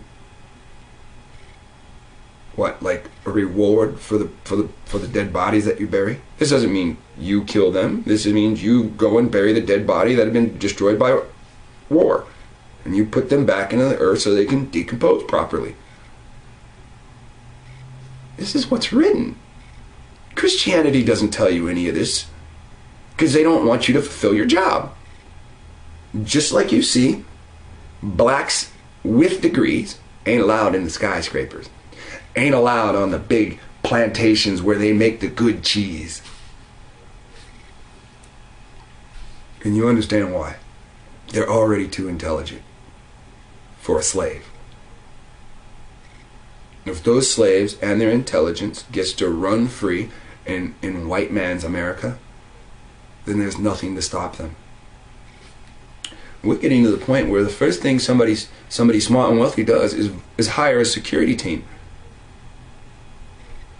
That's the first thing people do, to secure their technologies from the government so that they can make contractual agreements later down the line and become rich.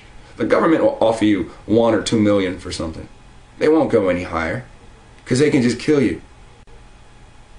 The guy that made a car that runs off water and steam, they offered him $1 million to shut up. He said no. They fucking killed him. His twin brother is alive today with that technology and is pushed away, is hidden somewhere because he doesn't have the courage that his twin brother had.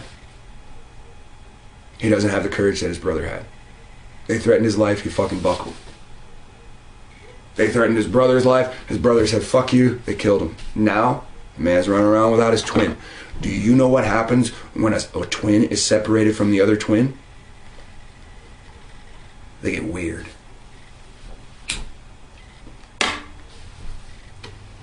The scientists that try to do personal technologies within separating water and hydrogen, they come up missing. You don't even fucking hear about them. There's fire and there's hydrogen fire. Did you know hydrogen fire does not burn flesh? You can stick your fucking hand into a flame that's hydrogen only. You separate the H, the hydrogen, from the 2O. The 2 oxygen squared. Squared. You take God's breath. See, fire burns on air, right? You need air for fire. Now this one's different. This one's different. This one's different. Hydrogen burns off hydrogen. And it's not burning the what? The oxygen. Water molecules are in oxygen, right? So it doesn't burn flesh. And they don't want you to know. The water in the ocean is the perfect fucking fuel. And that's why they show you in futuristic movies that soon we'll be using water for fuel and we'll burn through the fucking ocean real fast. That's what we're gonna do. They tell you these UFOs come and they go into the water as if they're recharging and they fucking take off again. The UFOs are going in the water. The ones that are actually ships, they're going in the water and they're doing a conversion process underwater. They're taking out the salt and they're separating the water, the oxygen from H2O. They're separating the oxygen and the hydrogen.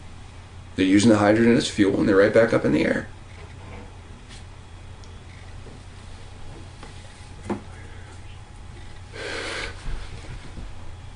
Let's play a game. Who's smarter? Little black kid in Africa makes a fucking airplane from a junkyard. A white man needs every resource on earth just to do the same damn thing.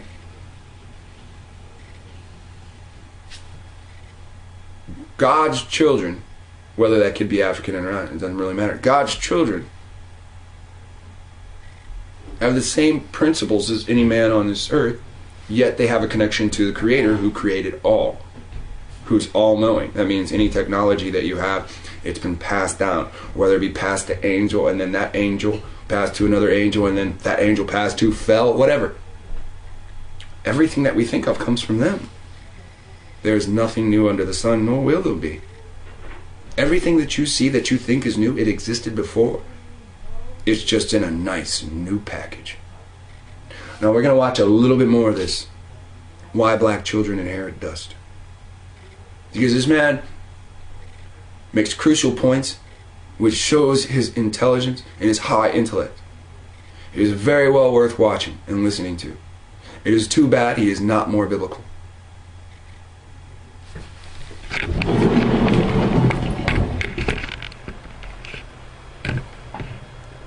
It is not the government's responsibility to help you do anything.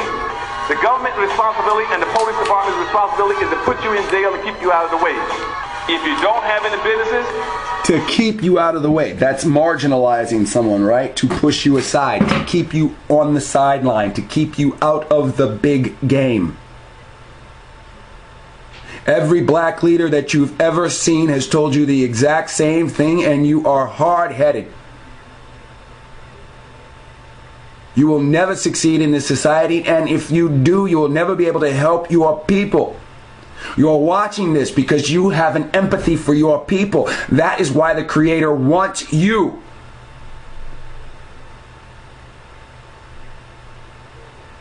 And if you're watching and you understand that I am infected by Him who created us. I didn't say God talks to me. I said I'm infected by Him who created us. When I asked Him a week ago, what should I do? What should I be working on? What should I be broadcasting? What should I be studying? Somehow I think I passed some of my tests. Because He shows me Moab. And He doesn't show me a little of Moab. He shows me a lot of Moab. I'm not saying in visions. I'm not saying in dreams. I'm not saying me and him sat down and ate popcorn and watched a movie. I'm saying when I open a book, it says Moab. When I open a book, it tells me Moses' name means rescue, to draw out of water, to pull out. When I ask my destination, Moab comes up. Utah, Moab, everything in my mind is stamped with that shit right now. There is nothing here for me. If I have children, there's nothing here for my children.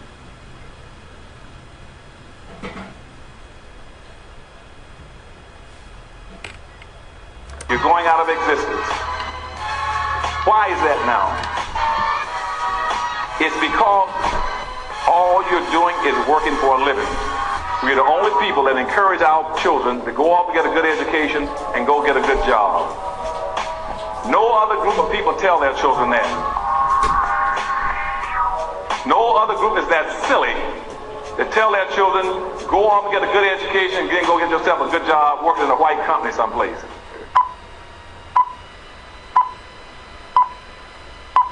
The spoils are split unevenly between men and women, old and young, high school dropouts and MBAs. But one of the most divisive disparities is only skin deep. This is the economy in black and white. Everything you own, houses, stocks, cars, that's your wealth. In 2011, the wealth of the median white household was over $110,000. African Americans on average, 17 times less, just over $6,000. And housing has a lot to do with it. For the average American, their home is the most valuable part of their portfolio. It's an investment that can appreciate with time, and it can be passed from one generation to the next. But the rate of homeownership among whites is 28% higher than that of blacks, and the lingering effects of segregation could be to blame. Discriminatory practices by the Federal Housing Administration prevented African Americans from buying houses in many suburban neighborhoods. The Fair Housing Act of 1968 sought to level the playing field. But by then, African Americans were entering a housing market that had already seen massive appreciation. Meanwhile, white families had seen their housing investment soar in value during their head start. Fast forward to the 21st century. Minority groups were again victims of housing exploitation, this time by big banks. Bank of America and Wells Fargo, among others, were compelled to pay hundreds of millions of dollars in fines and restitution for pushing minorities into exploitative subprime mortgages and charging them higher rates and fees. This contributed to the fact that blacks and Hispanics lost nearly a quarter of their wealth between 2004 and 2010. Whites lost just 1% during that same period. So the American economy... Wait a second. You're goddamn poor, and they took more motherfucking money from you. Do you understand that? No, I don't either. How can you take more money from poor people if they ain't got a goddamn thing? This is fucking creepy. I don't know how to handle this information. Like, you know what? I want you to remember something.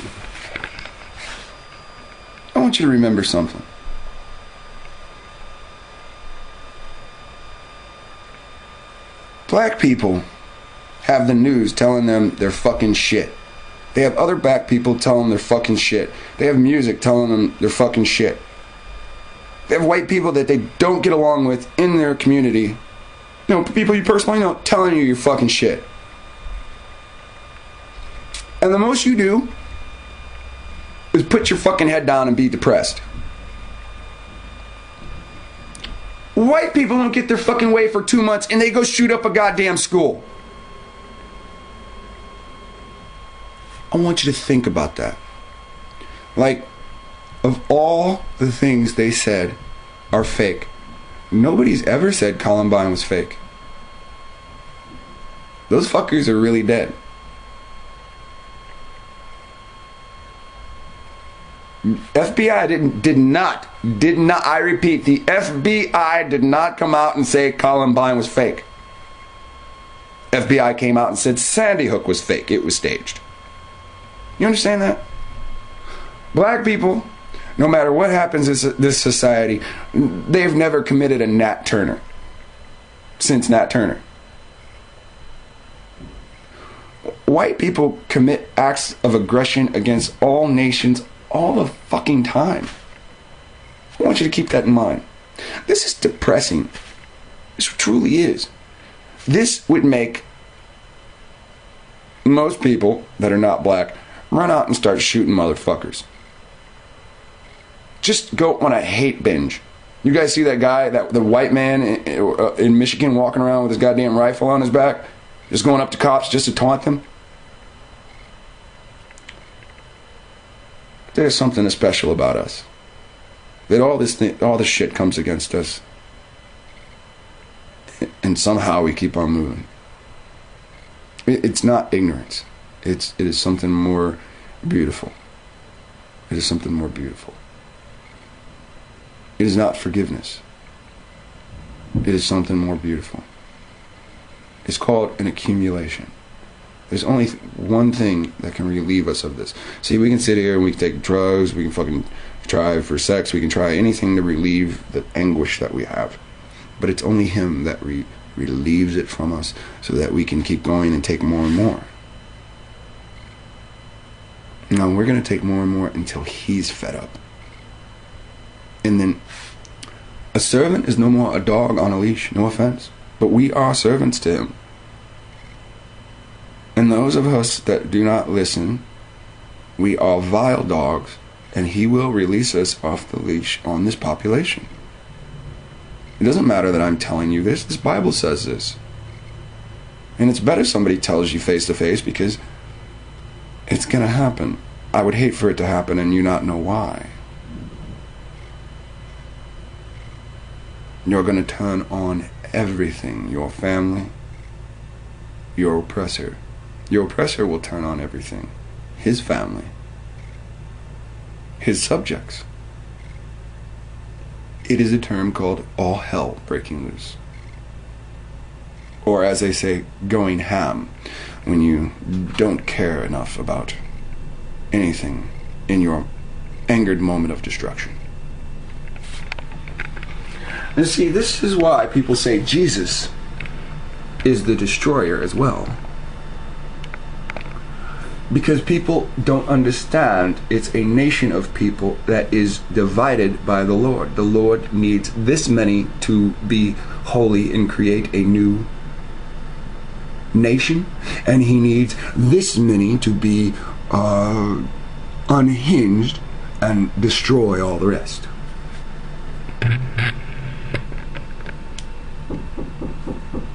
Let's watch this funny stuff again. 3, 2, 1. The spoils are split unevenly between men and women, old and young, high school dropouts and MBAs. But now, doesn't this Bible say? Does not prophecy say? Man versus woman. Do I have to get it and go to your corrupted New Testament to say when all hell breaks loose? When the one that comes back with the sword and pulls it from his mouth, think not that I have come to bring peace, know that I have come to bring a sword. I will put the mother against the son, the father against the daughter, the stepdaughter against the father-in-law. Remember Scripture when people talk in these poetic rhythms. are split unevenly between men and women, old and young, high school dropouts and MBAs. But one of the most divisive disparities is only skin deep. This is the economy in black and white. Everything you own, houses, stocks, cars, that's your wealth. In 2011, the wealth of the median white household was over $110,000. African Americans on average, 17 times less, just over $6,000. And housing has a lot to do with it. For the average American, their home is the most... Let's listen to that again real quick.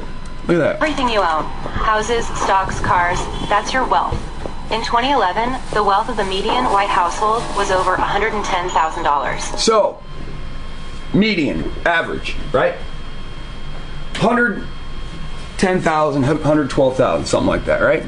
That's car, pool table, you know, the different things that go into your home that cost different amounts of money.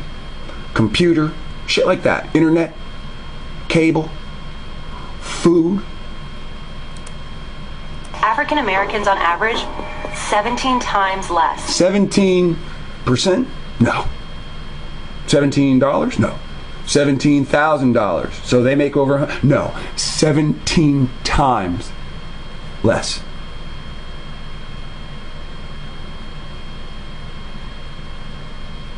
It's crazy. What is 17 times less than 110? Why don't they just write the number that the average is?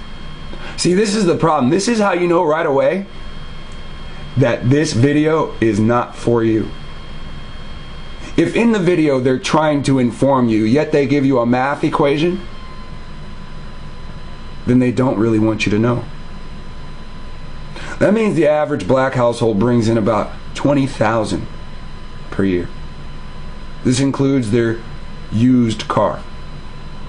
The average. If you got a new car, then you're above average. Good for you. Then you're not really in that boat. Your neighbor is, you selfish bastard. 17 times less. Cars, that's your wealth. In 2011, the wealth of the median white household was over $110,000. African Americans on average, 17 times less. Just over 6,000. 6,000! They do want you to know. Look at that. I said 20,000. They're like, ha, you're fucking wrong. Bad math, nigger. $6,000 you bring in per year. African Americans on average, 17 times less. Just over 6,000. And housing has a lot to do with it. Just for the average American, over 6,000. They see 120,000. This is why they go on vacations and you don't. This is why they eat out all the time and you don't. This is why when you go to eat out, they're like, fuck, we're not going to make any tip money. Because this is an event for them. This isn't just dinner. This is an event. They're not home.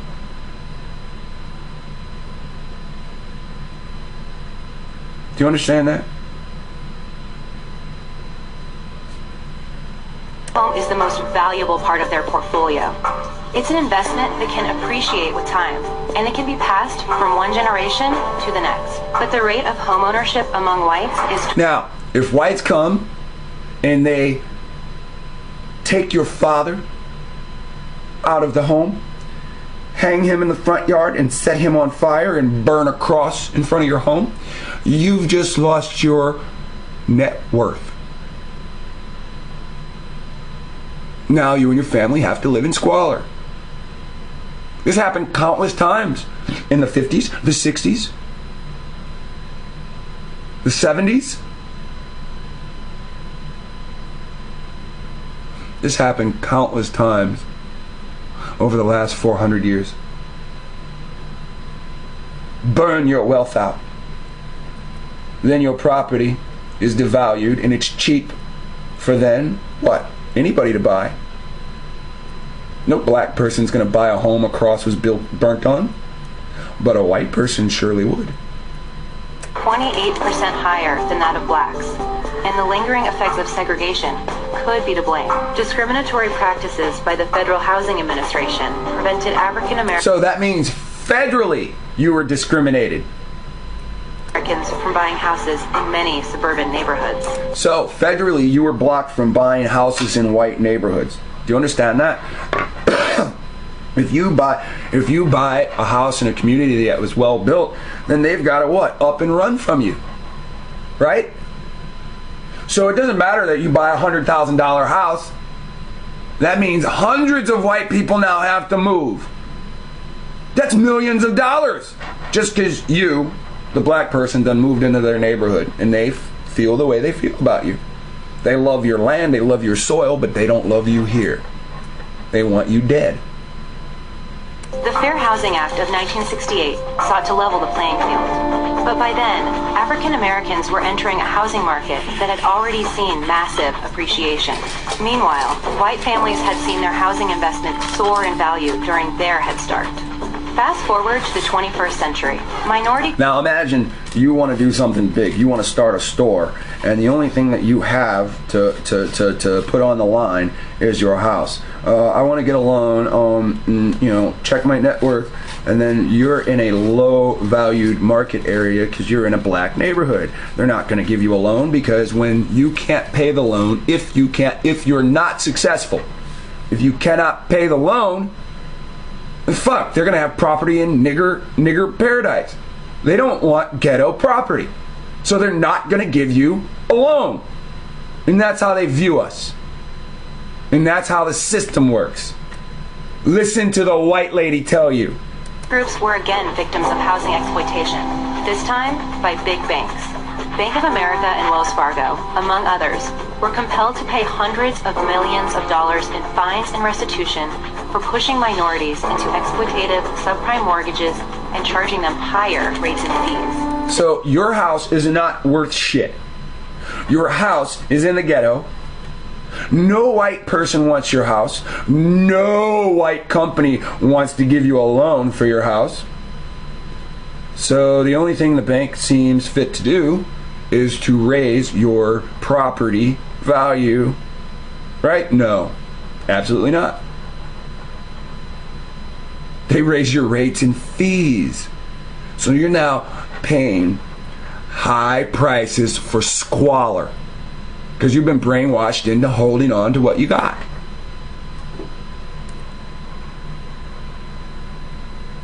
That's what they're doing. Holding on to you because they got you. Minority groups were again victims of housing exploitation, this time by big banks. Bank of America and Wells Fargo, among others, were compelled to pay hundreds of millions of dollars in fines and restitution for pushing minorities into exploitative subprime mortgages and charging them higher rates and fees. You know what it means to exploit somebody? That's fucking slavery. You see, this is why they use the terms they use. Because you're not going to go get a goddamn dictionary to understand the definition. Exploit. Child exploitation is child labor. Child exploitation through sex is pedophilia. Exploitation of adults financially based on their mortgage is chattel slavery. You don't have to pick up a hammer and break rocks for the white man, but you still gotta fucking make him money by just living in a home. You understand that? Just by dwelling in the city, you make the white man money for the property that you live on because you don't own your property. You're renting your property from a company. This contributed to the fact that blacks and Hispanics lost nearly a quarter of their wealth between 2004 and 2010. Whites lost just 1% during that same. They got average home, 110,000 net worth. They lost 1% of that. 1% of 100 is 1. So that would be 99. So they had 110,000 per home. 1% off of that is literally $1,000. So their home value went to $100,009. 25% of $6,300 is what? Let's see. If we break $6 into 4 quarters, half of $6 is 3. Half of 3 is 1.5. So you lost $1,500. So your home's no longer worth $6,300. It is now the average black home and Latino, even though Latinos weren't in the category before. The average black home is now minus $1,500. We were like, what, $4,900 now? Do you understand the game? Eat the nigga pie first. Save the white pie for later. Eat the blacks' finances first. Save the whites' finances for later. Burn out the black middle class first. Now the black middle class is down to fucking 4,000. Get the fuck out of here. Period. So the American economy houses 2 realities. One black, one white. Liberty Bell! Right between them, a measure of inequality. Liberty Bell! Since the late 1970s, the U.S. gap between rich and poor has been growing at an incredible and unsustainable rate. East Carroll... Liberty Bell! Laws for whites separate from laws for blacks. Economy for whites separate from economy for blacks. Justice for whites separate from... Like you think I'm gonna fucking say justice for blacks. It's fucking crazy. Parish, home to Lake Providence, is more divided than any county in America, more split than any nation on earth. Inequality in Lake Providence. Do they got sundown towns? Do they have towns where white people publicly say, nigger keep out? East Carroll Parish, home to Lake Providence, is more divided than any county in America, more split than any nation on earth. Level of income equality. 0 is better. 66% income inequality. Inequality in Lake Providence also grows out of an ugly history. Look at that. In the 1800s, Don't you see this? white plantation owners All these fucking telephone poles look like crosses, don't they? This shit makes me sick when I'm traveling. on earth. It really does. Inequality in Lake Providence also Seeing these telephone poles like this, it just lets you know it's a Christian company. There's no damn way, reason for this shit to be like that. It's Roman crosses. It's actually, it starts with an S. I forgot the name right now. Shemek. It's a Shemek cross. Right? Shemek cross plus wire. The wire carries the authority of Zeus, right? The lightning bolt in a Shemek cross. Their God and their religion. grows out of an ugly history. In the 1800s, white plantation owners got rich by forcing slaves to pick their crops. That's changed, of course, but those who own the land still control the economy. Cotton was king then, now it's corn. That's Robert Amaker, the mayor of Lake Providence, and an owner of one of the largest family farms in the parish. When I was growing up, everything was hand labor just about. So we had hundreds of people working on the farm. Now, before he was there, whose land was it and whose corn was it? See, that's the thing. Now, it's all good that somebody has a family business and their family's been making money from that forever. They haven't been here forever. It was somebody else's before. How do you think they got control of it? Oh, we fought for the land. No, we wrote treaties, buddy. We stopped fighting. We wrote treaties. You're sovereign from us. We're sovereign from you. And now, you can go out to a farm now that's several thousand acres, and you'll see one guy on a tractor, on a 12-row tractor. So all those kind of jobs are gone. They've been gone for years. By next year, 1% of the world's population will own more wealth than the other 99% combined. It's Oxfam, whose executive director is one of the co-chairs. Did you hear what he said? By when? By when? 2016. Now listen. They've been preparing you for this 1% bullshit for a while. Now, when we look at the demographics of the whites and their wealth, it's trickling down. It used to be, what? 36,000. Now it's down to, 360. When we were looking at this brother talk, you see him down there, the light-skinned brother? He sets the bar real high because his statistics come from the 60s, the 70s, and the 80s.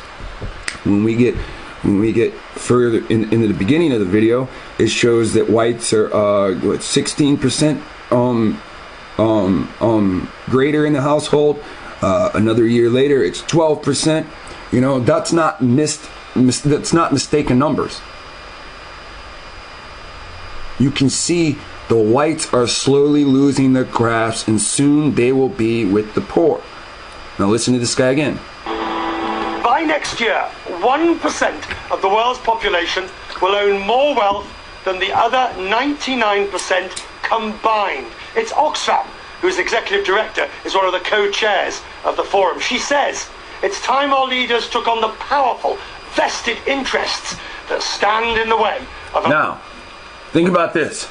Now, how easy is it for this 1%, if they get a promise, how easy is it for this 1% to own, to hand over everything they own to the UN or to the king of the UN? This is the rich, the elite. This is the poor. The meeting point is here. This is it. This is the world's accumulation. This is from Rome, going out, seeking and conquering. at 2016, right before 2000. So this already happened. We're in 2016. That point was already met. It's probably like September, October, or November. We're beyond that point. It is easy for the Antichrist to come now. It is easy for him to come on the scene and rule from the UN. He's just got to make a promise to the rich. The rich already accepted the promise to get rich. You ever watch a movie? Devil makes a promise to somebody. They get wealthy for a period of time and then they die. All he's got to do is make all their contracts expire at the same time. All he's got to do is say, sign over your company right now so I can take the UN seat, or I'll expire your contract. And the contract I make with your children, right? They pass these things on. Contract I make with your children will be far worse than the contract you get. Everybody who's rich has done something very bad.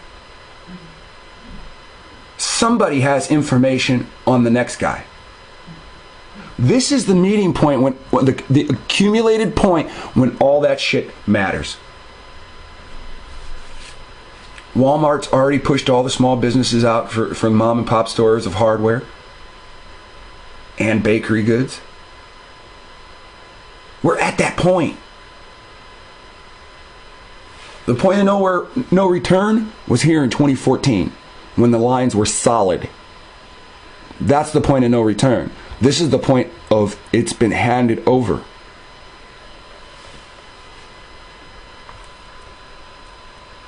Says it's time our leaders took on the powerful, vested interests that stand in the way of a fairer and more prosperous world. That's insane. Our leaders participated. Each one, they're all related. Our leaders participated in the prosperity of the UN so that the throne can be seated in.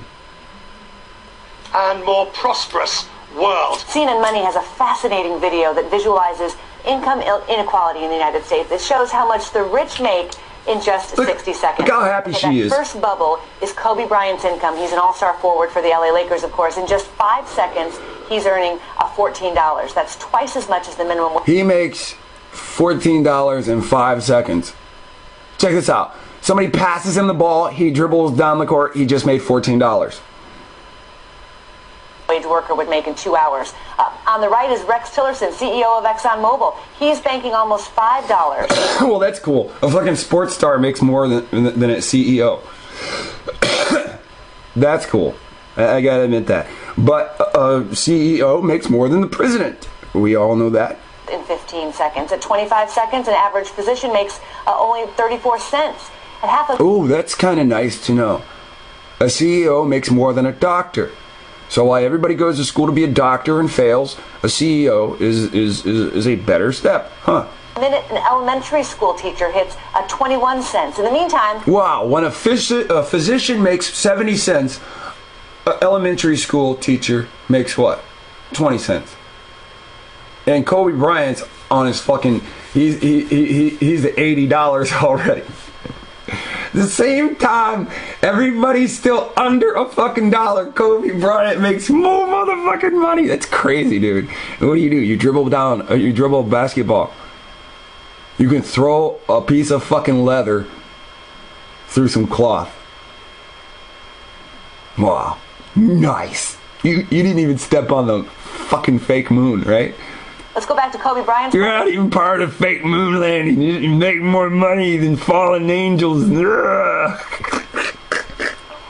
back there over at $81. And CEO Rex Tillerson, he's got more than 14. By 50 seconds, the President of the United States is earning $2.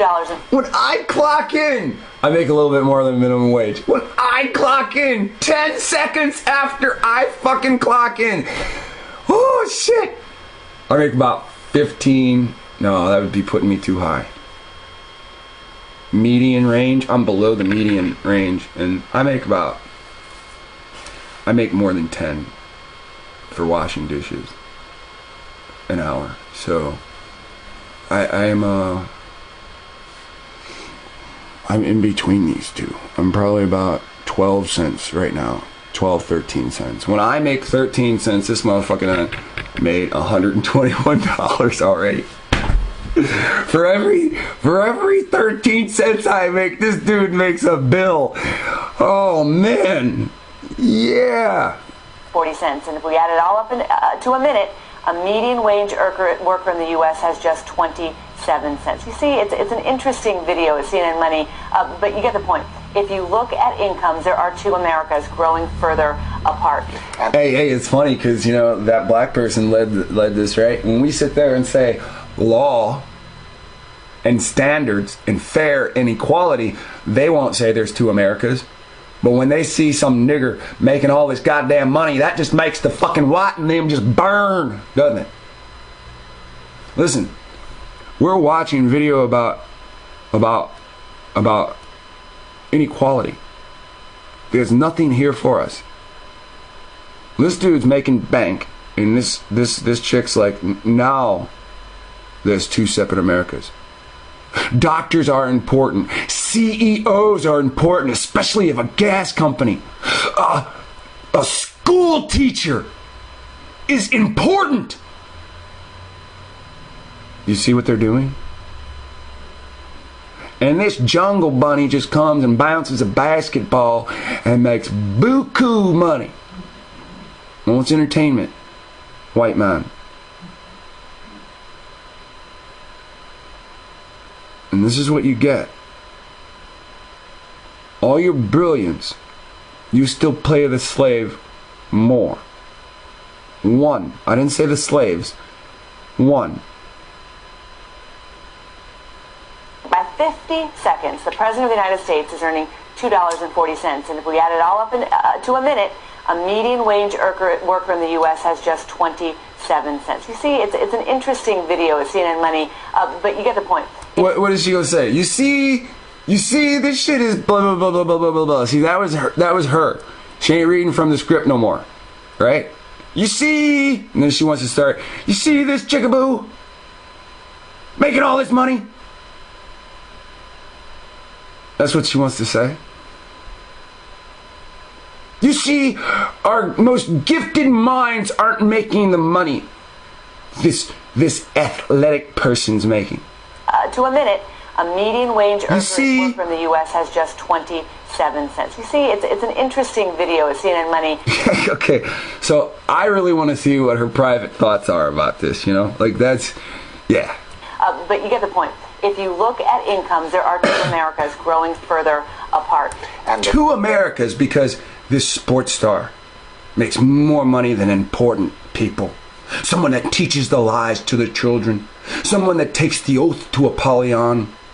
Someone that benefits from the military going and taking land from other people because they send a corporation in to then steal the oil. A disproportionate number of people who are unemployed are low-wage people. We do not count at the unemployment the fact that we have... We don't give a shit that we purposely created machines to do many jobs when we know it costs more to maintain the machine. We know we curve the numbers.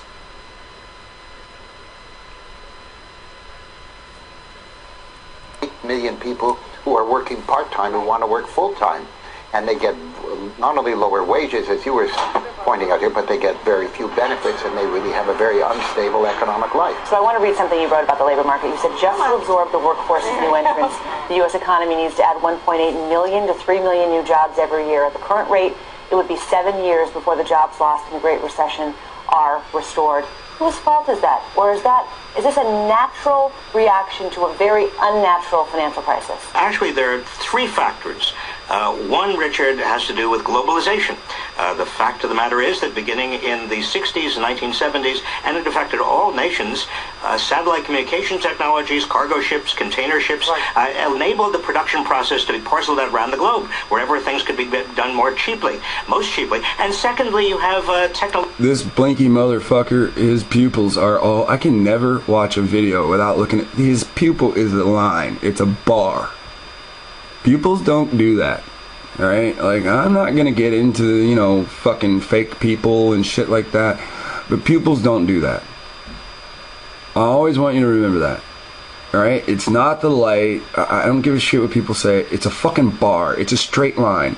When the iris is supposed to continue around his eye, his pupil goes straight up. If I hold a piece of paper up to his natural eye, it makes an unnatural line. Okay? So, these are things that do not belong here, and they are prospectors. They are colonists. What he's telling you are humans are outdated. Now stop viewing this guy talking as if he's telling you the economy's fucked up. Pretend he's telling you you're outdated, and see how the message changes in your mind. Labor secretary. That means he's the job Clinton's labor secretary. So now listen. Beginning in the 60s and 1970s, and it affected all nations. Satellite communication technology. It affected all nations. All men are soon to be outdated.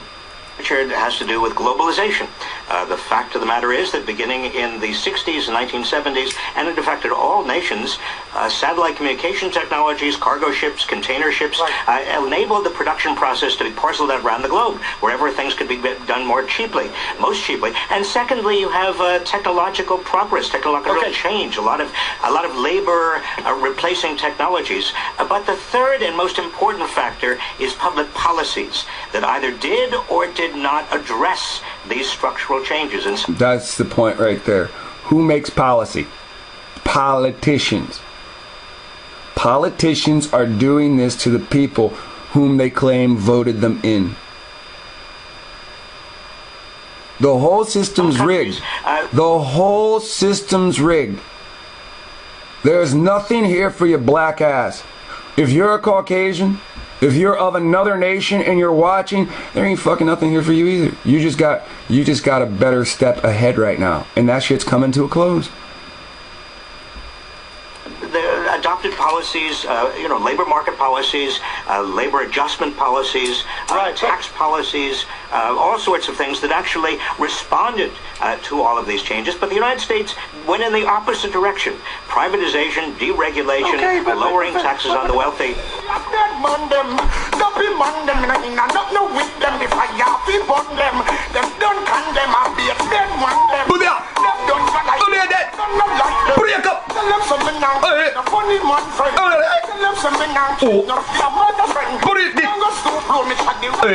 So let's talk about. My bad. I had to. I could not fucking resist that shit. That made me start jumping in my seat. I'm gonna do that shit again. Like, it's my new tune.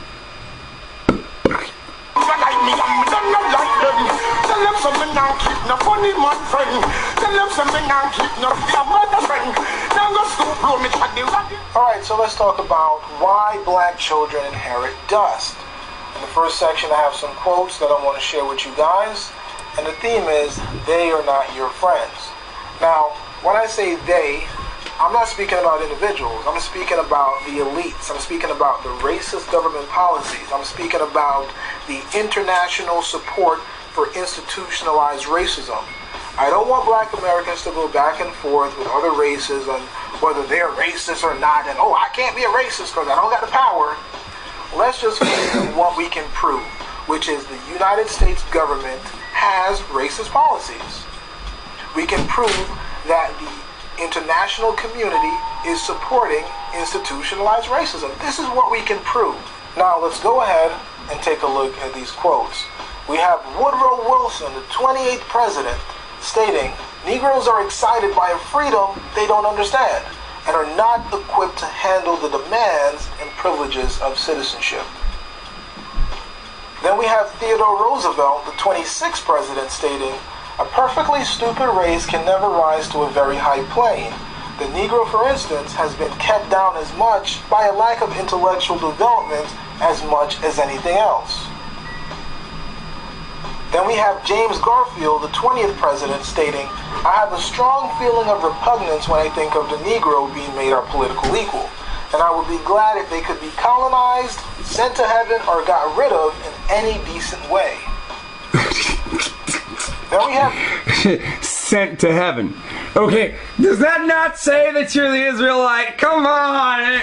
Well, I wish for people to die all the time, and the last thing I say is for them to go to heaven. When I want people to die, I fucking say go to hell or burn in hell.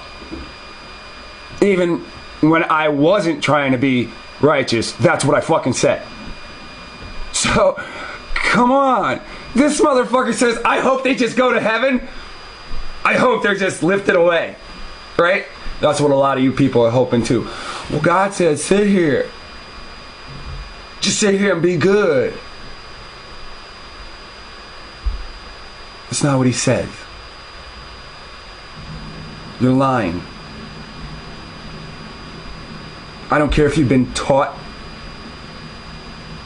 that God told you to sit there. I don't care if you think you're reading it. God did not tell anybody just sit there in our modern time. God did not leave a prophecy for any of us just to sit. He said be active. He said preach and teach. Uphold the 10 Commandments. Remember the Sabbath. Do not forget who made you. He says you are unmindful of him. You leave him out of your thoughts.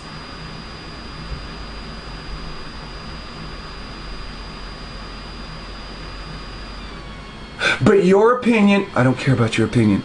Do I believe you or do I believe the prophets who the Creator said is his mouthpiece?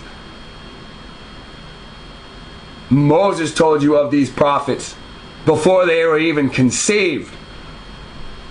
Before their fathers looked upon their mothers, Moses told you of these prophets.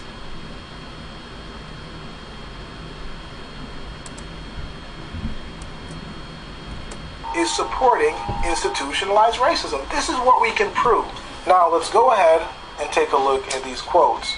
We have Woodrow Wilson, the 28th president, stating, Negroes are excited by a freedom they don't understand. You're not equipped to... You don't understand freedom. Because they're not truly giving you freedom. Freedom is your own nation. They came and took your own nation from you. You were so cool. You was cool with other people living on your nation. Read the book of Joshua. You didn't kick the Canaanites out. You wanted them out, but you said it's cool if they stay. Europeans came over and you felt sorry for them. Until they turned on you and started to attempt to acquire your land. So you made treaties with them.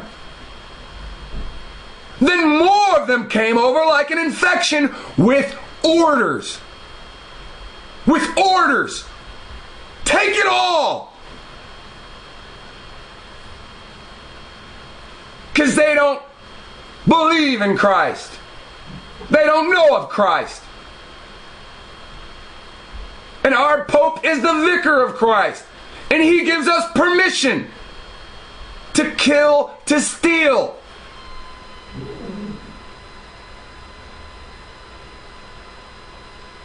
Freedom is your own home. Your brother is your policeman, is your judge.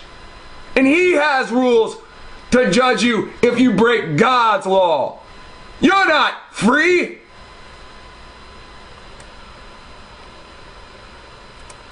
Policies. We can prove that the international community is supporting institutionalized racism. This is what we can prove. Now let's go ahead and take a look at these quotes. We have Woodrow Wilson, the 28th president, stating, Negroes are excited by a freedom they don't understand and are not equipped to handle the demands and privileges of citizenship. Then we have Theodore Roosevelt, the 26th president, stating, "A perfectly stupid race can never rise to a very high plane.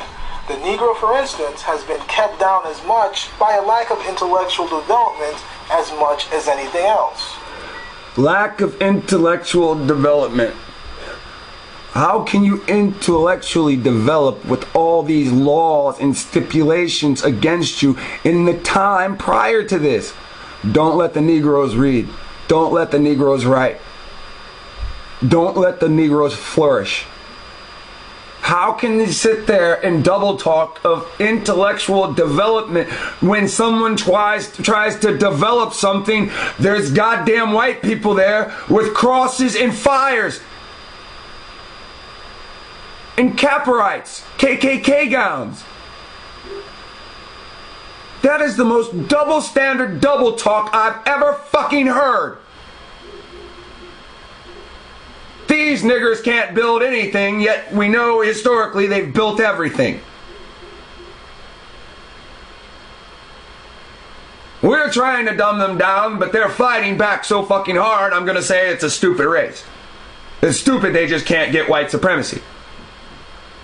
It's stupid they don't understand that they're not free because we told them that they're free. You know what's fucking stupid? It's stupid we ever fucking trusted any of you. Any of you that ever said you're in leadership position. You're the dumbest fucking head of the line ever. You're so fucking stupid, you can't even think to design anything new. You look back to failure fucking races.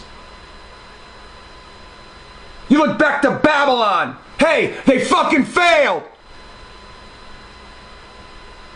You look back to Rome. Hey, they failed! And then you've got the nerve to call somebody a failure because you stand in the goddamn way with tanks.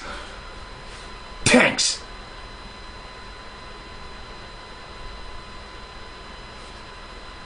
Like any of these comments will ever affect my fucking heart.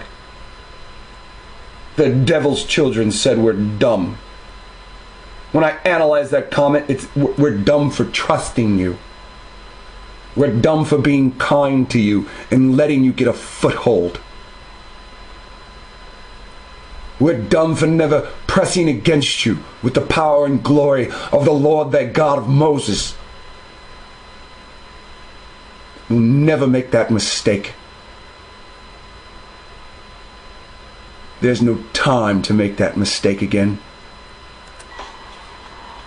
Then we have James Garfield, the 20th president, stating, "I have a strong feeling of repugnance when I think of the Negro being made our political equal, and I would be glad if they could be colonized, sent to heaven, or got rid of in any decent way."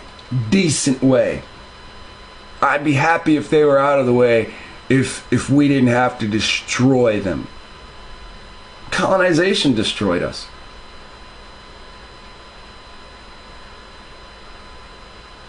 Sent to heaven. I'd be happy if they were just raptured. Just get them out of the way. I'll tell you what. I'll take them to the fucking desert. And we'll let God judge you with who stays. Let's speed up the process, huh? If you guys think you got 1,000 fucking years left, let's speed up the process. Then we have Harry Truman, the 33rd Harry Truman stated, "I went nigger chasing on Monday, right through Central Africa Vine Street. There was no trace of that Nelson nigger." Nelson Mandela, right? Right? This is what the presidents say. In their own fucking words.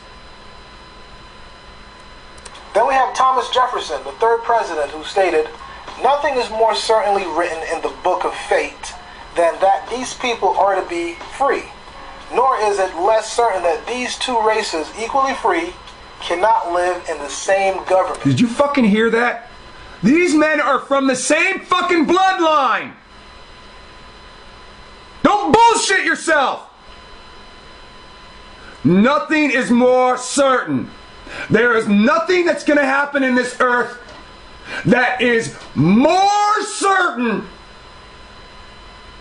Listen, It must come to pass. That's what he's saying. Nothing is more certainly written in the book of fate. That's the Bible, right?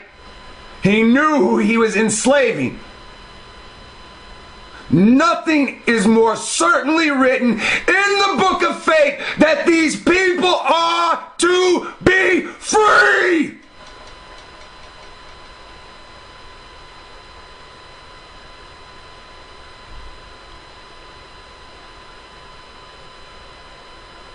I shall see freedom. I shall see freedom. And the ruin with the rest of you that don't want it, that desire to be the anchors on their caste system. I don't promote killing them. I promote leaving them. Jefferson knew you were the Israelites. He knew it was destiny for you to be free off of their back, since they made their country off your back. Now listen, nor is it less certain. It means it must happen that the two races equally free. That means if you're as free as the white man, if there's no crack in the Liberty Bell, you can't live in the same fucking soil. You don't get along.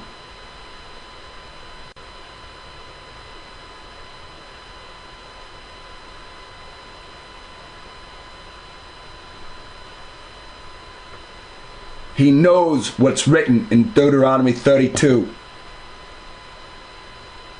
Somebody's got to leave this fucking land or it's utter destruction. It's prophesied. It is written in the book of fate.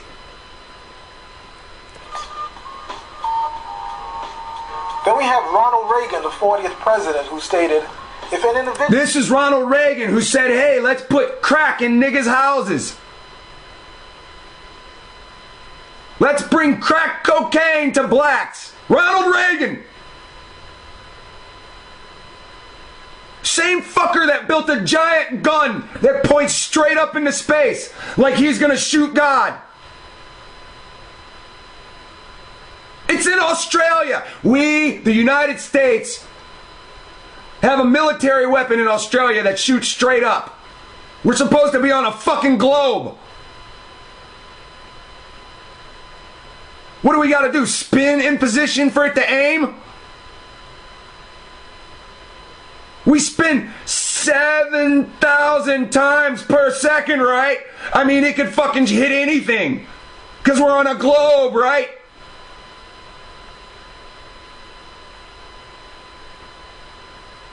Ronald Reagan that makes a fucking signed contractual agreement for fucking aliens to come here and colonize. I don't like niggas, but devils, come on! Because they're related. Who wants to discriminate against Negroes or others in selling or renting his house, it's his God-given right to do so. Then we have Abraham Lincoln, the 16th president, who stated, I have urged the colonization of the Negroes in Africa, and I shall continue. Then we have Lyndon Johnson, the 36th president. If you urge for motherfucking Europeans to go to Africa and colonize them, that means Africa wasn't colonized before. Shaka Zulu fucking didn't happen in fucking 18 something. That shit's recent. That means you ain't from Africa. That means they would have had to colonize Africa prior to you coming here. Your fucking brain is damaged. It's ruined. Who stated, I'll have these niggas voting Democratic for the next 200 years. And he ain't lie.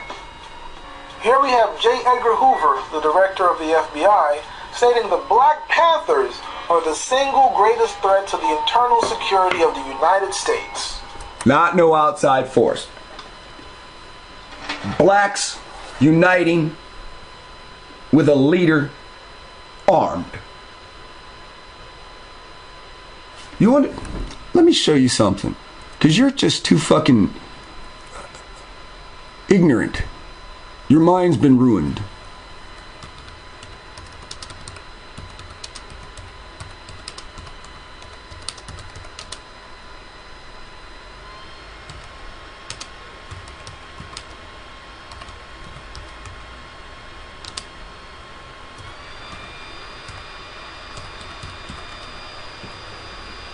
Nah, you see, it wants to tell me all the other videos that exist. And watch when Black Panthers fucking exist. You can wonder why didn't they fucking help me type it out. Because it's the system. The system is moving electronic. The electronic system is the beast. The bitch rides the beast. Knock the bitch out and take control of the beast. So they got to shut the beast down. Then that forces... If let's pretend if Ultron is Lucifer, that forces Lucifer to go for his new flesh, metal. He's got to show himself then. You don't want this motherfucker to show himself when he's prepared. Force his hand. We're playing a game of poker, and you don't even know it. We're the Israelites. We can make anything happen. Force his fucking hand. Make him show himself before he's ready. Before his armor is ready.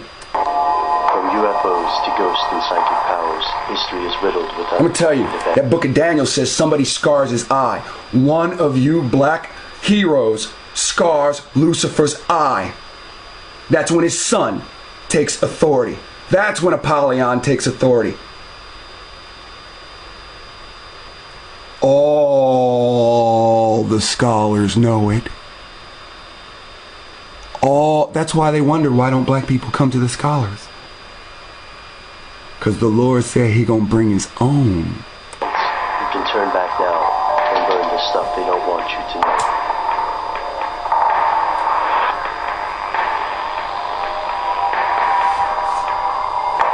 Here are the facts. The Black Panther Party for Self-Defense was founded in Oakland, California in 1966 by Huey Newton and Bobby Seale. They originally wanted to protect local residents from police brutality.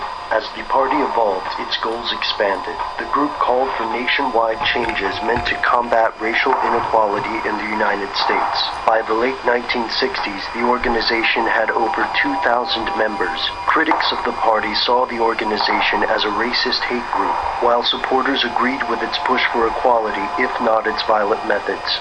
The federal government considered the Panthers terrorists. In the FBI's estimation, the Black Panther Party was an extremist group that advocated the use of violence and guerrilla tactics to overthrow the U.S. government. Neutralizing the Panthers and other political dissidents became a #1 priority for the FBI. But how far would the government go to prevent the spread of subversive elements?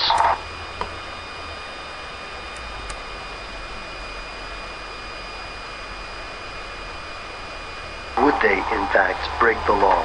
Here's where it gets crazy. Yes, in 1956, the FBI formed a secret program called COINTELPRO to combat subversive political organizations. This series of secret operations focused on several major groups: communist, socialist, the Ku Klux Klan, black nationalist, and others. The Panther Party was not originally one of the FBI targets, but by 1968, J. Edgar Hoover considered them the greatest threat to the internal security of the country. By 1969, the Panthers were one of COINTELPRO's primary targets, and the FBI attempted to weaken the group through a number of means. The FBI was primarily concerned that this group might unify with other similar organizations. To prevent this... That's what they were afraid of. If the fucking religion became armed to defend themselves. I'm gonna scroll down. Listen to this. This is what the first fucking comment is. I didn't know the Black Panthers were trying to protect people, but thought it was a black gang. That's amazing what you learn. Do you understand that? The whole goal of the Black Panthers were to protect black people from cops. Did you miss that when he said it? I'm gonna let the video play and then we can watch the video again. Somebody put a motherfucking spell on you. I'm gonna break that. I'll break that spell, and I'm gonna hang that fucking witch and bury that witch before the sun goes down, like my forefather did. We're gonna break the spell. This is not, God did not do this to you. The FBI engaged in numerous acts of widespread surveillance. God made you to be able to worship. Someone put a spell on my people through the education system. I'm going to rectify this. Wiretapping, mail fraud, extortion, and more. The COINTELPRO operations weren't public until 1971, meaning that for decades these programs functioned without public scrutiny and with virtually no congressional oversight. In 1976, the Select Committee... That means that they were able to use their stalking program, their infiltration program, with no oversight. That means if they killed somebody, there was nobody to say good job or bad job.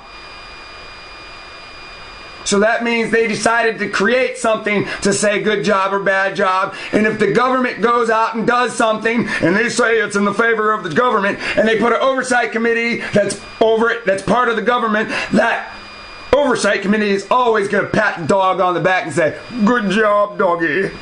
The governmental operations, better known as the Church Committee, found that the FBI had violated the law in several COINTELPRO operations. While the stated aim of COINTELPRO was to prevent violence, some of the FBI's actions during this time arguably promoted violence between the Black Panthers and rival organizations such as the United Slaves and the Blackstone Rangers. So, the FBI promoted or instigated violence between two black rival gangs. Isn't that what the fucking rap music does? Say to do. Doesn't the rap music teach you to do the same fucking thing? Don't they tell you the FBI and CIA control the fucking music? They control the rappers at least. They taught the rappers to teach the black kids to kill them fucking selves. History repeated itself fucking fast. Hey guys, this program works. Let's do it. Let's get them to kill themselves. They taught you, oh, you were killing yourselves when we got here. No, the fuck we weren't. We were living. Things were built. We were prospering. You were fucking starving. We taught you how to eat off the land. How the fuck a goddamn people group come out of nowhere and not know how to live off soil? The FBI also worked to prevent prominent party members such as Fred Hampton or Bobby Seale from making public appearances. According to Noam Chomsky, COINTELPRO... They would stop your black leaders from speaking. That's why don't nobody know about Huey P. Newton. That's why nobody know about Bobby Seale. They think he's something from the fucking music industry or something. Eventually expanded to include political assassinations. Political assassinations. Go kill black people that could be future fucking leaders. Don't you see the game? They don't want the Israelites to unite and be armed because they're afraid that would be an army. We need to arm ourselves and fucking leave. We need to arm ourselves to defend ourselves from them so we can leave. These people are psychotic. I'm surprised the day this video uploads, they don't fucking try to take my fucking family out. But I trust and I believe in my Creator, the Lord, that God of Moses, the God of Abraham, the God of us. To answer this question, we must examine the death of Fred Hampton, who died during an FBI and Chicago police force raid on December 4th, 1969. Hampton had a reputation as a remarkable political organizer, and he had the diplomatic skills necessary to unify rival black nationalist movements. Supporters of the Panther Party claimed that Hampton was assassinated, and that the government feared Hampton could become a visible leader unifying the Black Power movement. To this day, the FBI, the Justice Department, and the Chicago Police Force reject any claims of political skullduggery, maintaining that the raid was conducted correctly. Look at all the, see that? This is before the laser, right? Look at all those fucking bullets going into the wall. Through the wall. Through the door. Through the wall. 1971, an activist... You know this is the scene from where Huey P. Newton died. You know he died in bed. Motherfucker was sleeping. 1, 2, 3, 4, 5, 6, 7, 8, 9, 10, 11, 12, 13, 14, 15, 16, 17, 18, 19, 20, 21, 20. You know, I might start counting double if I count from right here, but I think I went this way. You know, but there's like 40 fucking shots right there. Come on. You think I'm the dumbest motherfucking Indian? 40 shots through a wall and door. If the door is shut, that means you didn't even kick the goddamn door in. You just lit the room up from the outside. You shot into a room blindly like gangsters. That's called an assassination. I'm not the dumbest fucking Indian.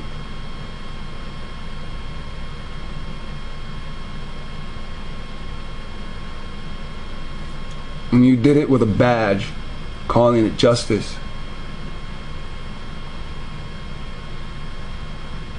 And you've done it consecutively throughout the ages.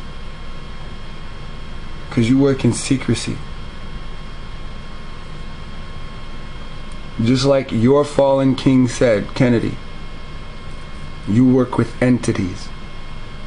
And you do their bidding. I know what he means when he brings up the actions you do. It's called interprete romana or gracia.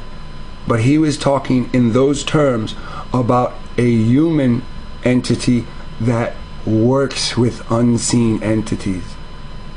That means that you are working with your God to do these actions. And you're calling it government business. See, I can see through that cloth that you use. It's called a veil. In 1971, an activist group called the Citizens Commission to investigate the FBI stole COINTELPRO documents from a field office in Pennsylvania, exposing the project to public scrutiny. In April of the same year, the FBI terminated COINTELPRO, yet numerous critics of the U.S. government believe that the strategies used in COINTELPRO operations are still in use today. This is how they killed Tupac. If you do not believe me, research the reporter that did the book on Tupac. I have a video myself. Type in lexwill COINTELPRO and you watch me go over it. In his own words, you hear him. And there's a video online where he explains the FBI and CIA use COINTELPRO to prevent another black leader from rising. We're in the last days, and they know if another one rises, it's gonna be by the Lord. Any of these people ever tell you the Lord's name? I'm supposed to look like an idiot so you don't glorify me. I'm supposed to look like the joke so you don't glorify me. You're supposed to glorify the Creator, not a man. We take instructions from him. But which strategies and against whom? For now, that seems to be the stuff they don't want you to know. No.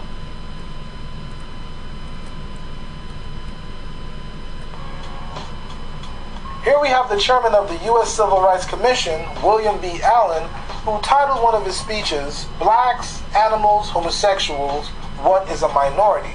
Now, you would think that... No, that's pretty fucked up.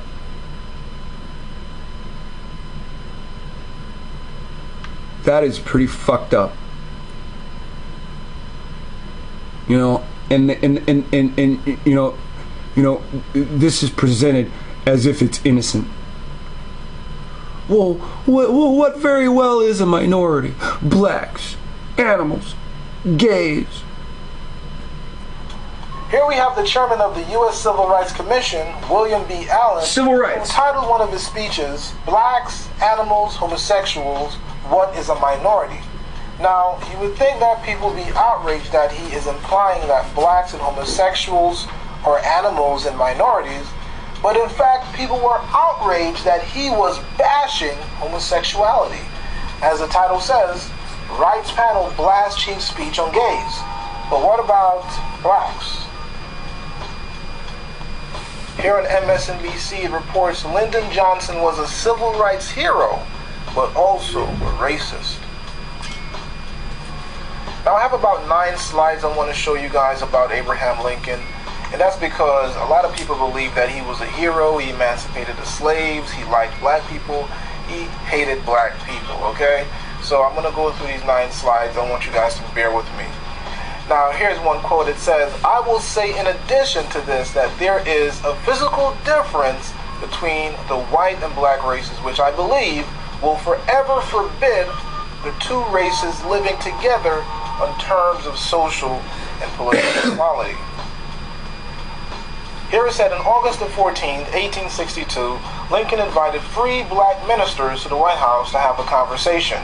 Lincoln did not hesitate to convince them of their inferiority when he candidly said the following.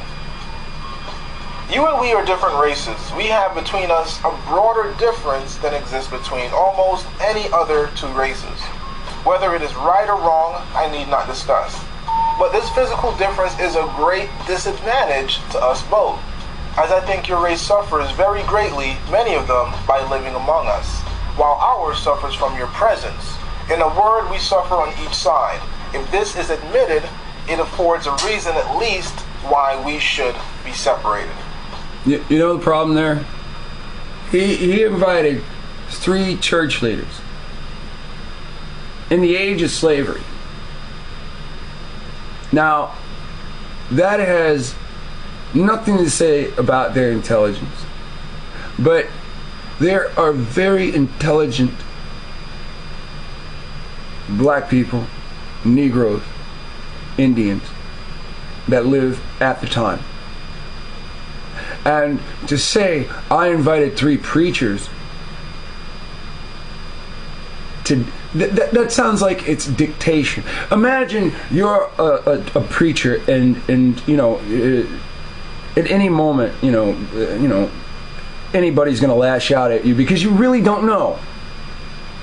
And imagine somebody is as esteemed as the President of the United States invites you to a dinner and instead and it turns out he invites you to the dinner to fucking lecture you, to tell you, I, this great leader, believe that your race is inferior to mine.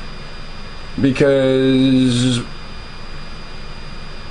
they know they went to war and historically defeated us in the age of what? Thomas Jefferson and Andrew Jackson.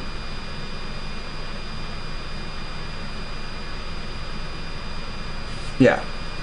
Imagine everybody sees the videos that say Michael Jordan hates black people. Imagine a black person that hasn't seen a video saying Michael Jordan hates black people, and Michael Jordan says, hey, I invited 3 of my fans to dinner, and he told them on that night he told them he hates black people, and this is why. Imagine those black people. Because what you have in historic record, you have Abraham's Lincoln opinion, okay? You do not have the black pastor's opinion. And if you do, how do you know it's unfettered?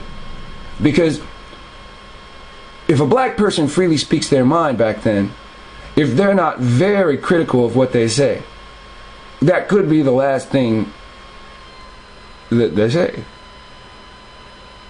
It was common for blacks to be slaughtered, hung, burned, and whites might face no heat to very little heat. There are very few people that were Caucasian that went to jail or prison for the death or murder of black people or a black person at this time in history. I'm standing by that comment.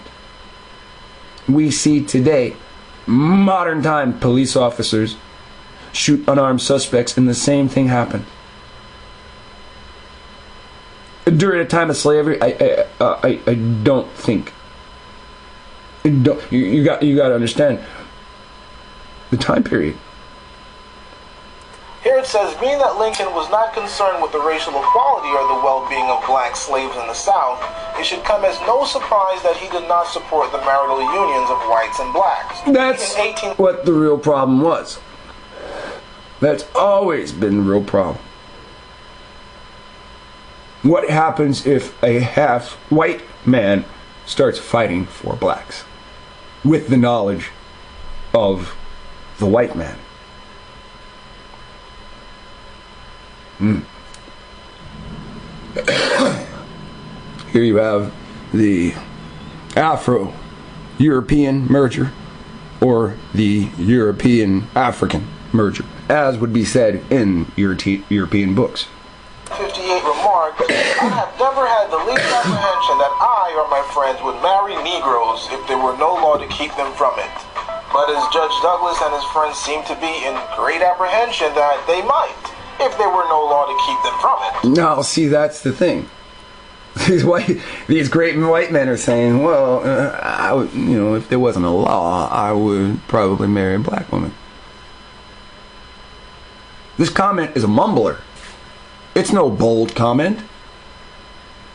It says a lot, but it's not bold. It's a mumbler. It's a taboo subject. I would marry a black woman if there wasn't no laws. Okay, let's go back to that. So you can hear the whole thing, not out of context, right? It affords a reason at least why we should be separated.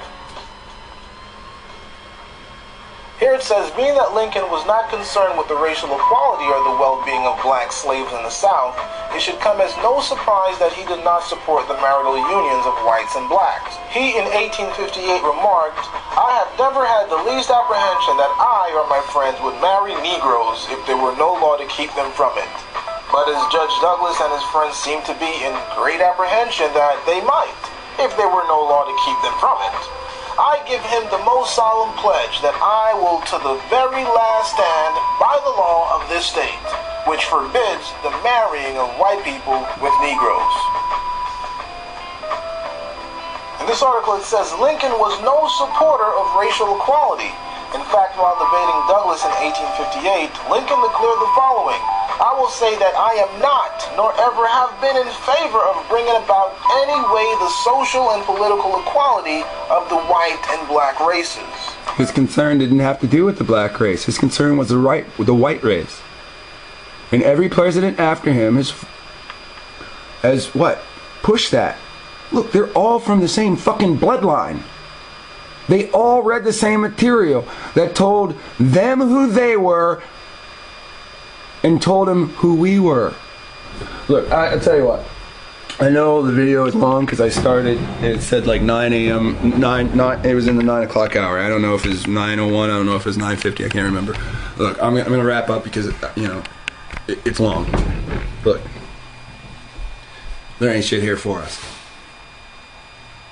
There ain't. There's little trinkets. Little trinkets. You live in existence where you can just replace shit.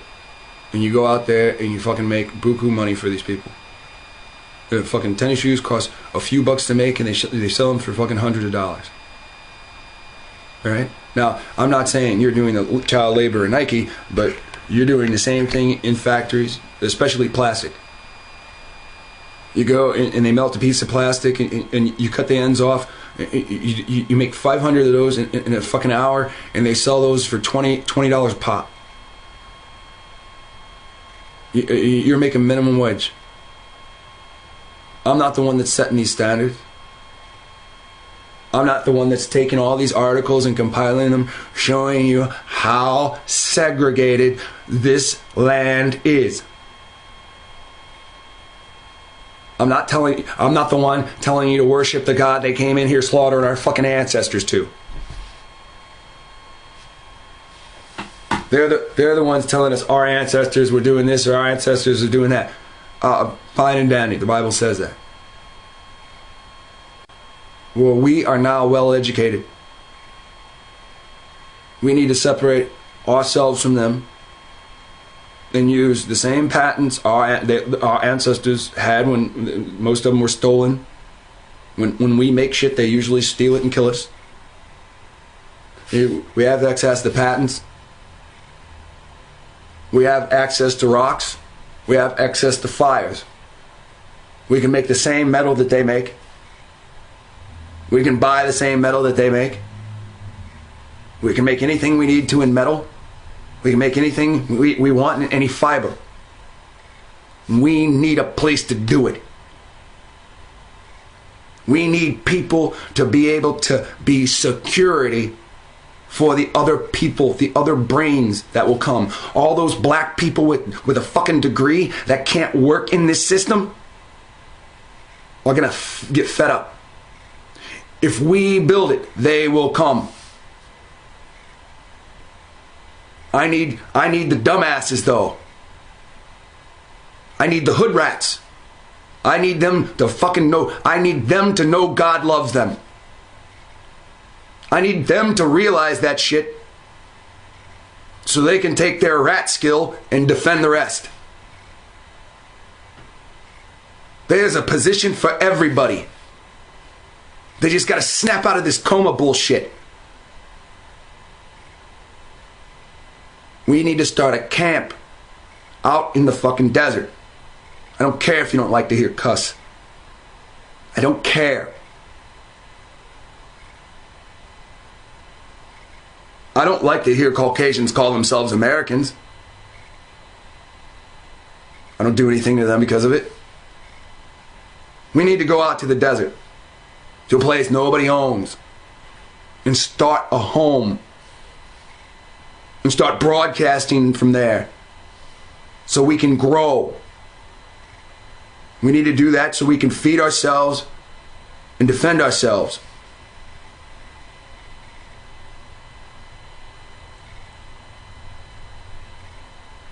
We can do it with whatever is produced within us. The Creator is going to assist us. We're going to do group prayer with whoever comes and only to the Creator. Nothing else. No Son of God. If we're in the middle of prayer and somebody says, Son of God, I'm going to get up and I'm going to knock their fucking ass out. I'm not even playing. If we draw 200 people out there and somebody starts praying to Christ in front of us, they're done. I'm going to kick them out of my camp. That's insanity. Jesus is our enemy. And if some brainwashed victim comes out there and into the heat and that shit's still in their mind, they're more dangerous than you think I am. And what is the Creator going to do if he looks down and you guys are praising another God? Your camp will have the most heat stroke victims. And if you don't agree with what I say, you got every right to make. We're in the fucking desert. Doesn't matter. We just all got to be there. The more camps, the more groups that we have, the better. That means we're spread out over the desert. More communities. And we understand the more people that we have out there, the more different knowledge we have within those different groups. Knowing that no group is more important than anyone else. Just like when you see a nigga eat a Big Mac and you thinking we're your Big Mac. That's an Indian mentality. Out in the desert, nobody's got shit. And the most important thing is water. So we got something to live for. And you all know this shit is scheduled for destruction. It's going to be destroyed. They haven't repaired the infrastructure. All they did in Flint, Michigan was basically put a fucking acid in the water and let it sit in the pipes to corrode the pipes, and then they released everything that was in the pipes into the drinking supply. Yeah, sure, they poisoned the water by cleaning the pipes. That's what they did. So, you know, it's a main 60% black community, 59% black community. You know what's up with that? And those people, their fucking brains are so rotted, they don't have the good God-given sense to just pack up and leave and walk the fuck out of there. Want to know why they won't walk out of there? Because from one community to the next community, there's not a sidewalk. It's just road. They don't have any cars. If they have cars, they don't have gas. If they have gas, they don't have $1,000 or $2,000 to go to the next poor community or 2 poor communities away and start renting a house and find a job. That's why. So they'd rather sit there where the fucking water's poison. Look. We go to the desert. We check out some maps. If we disagree so much we can't live together, but we still agree we should be in that desert, searching for the ark, searching for Moses' body, then we split up and live off river systems. If these people that think that they can continue to oppress us, if they fuck with the river systems and water supplies, then we regroup to take action to that. If I go to one group and they mess with my water supply, I want you to know. If you go to another group and they mess with your water supply, then we need to do something about that. We need to remove whatever dam that they've made to stop our water supply. It doesn't rain in the desert. We ain't gonna see water daily unless we lay out sheets and collect water. We need to do that as groups. We need to be in groups of 5. We need to follow scripture. We need to change our wardrobe while we're out there. We need to go somewhere where we can isolate ourselves. Convicts don't need no passport in the fucking desert. And when we're grouped together and there's 10,000 of us, we move as one. All I'm saying is come back to the Creator. Do not worship any other God. If you worship another God, you're not part of me.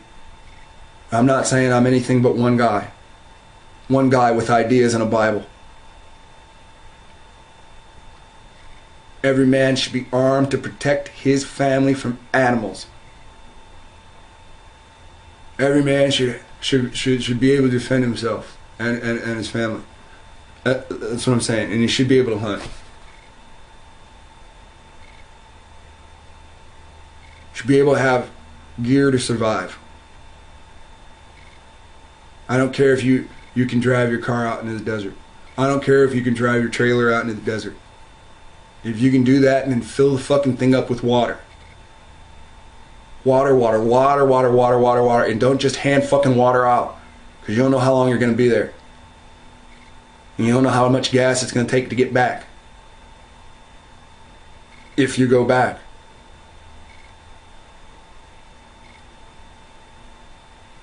When we go, it's no longer if. When we go to the desert, there will be things that need to be done in other communities. I don't want to get permits. If the group feels better with permits to keep the feds off our back, then so be it. All these other people go out and do drugs and shit in the fucking desert and have concerts and shit. Do they have to get permits and shit? Somehow I feel the answer is yes, but I think that's bullshit. You know, because we ain't gonna go out there in a week, get organized, and find what we're looking for just like that. Because while we're out there looking for what we're looking for, we have to clean ourselves up. We have to make great change amongst ourselves. We have to become what we've been created to be.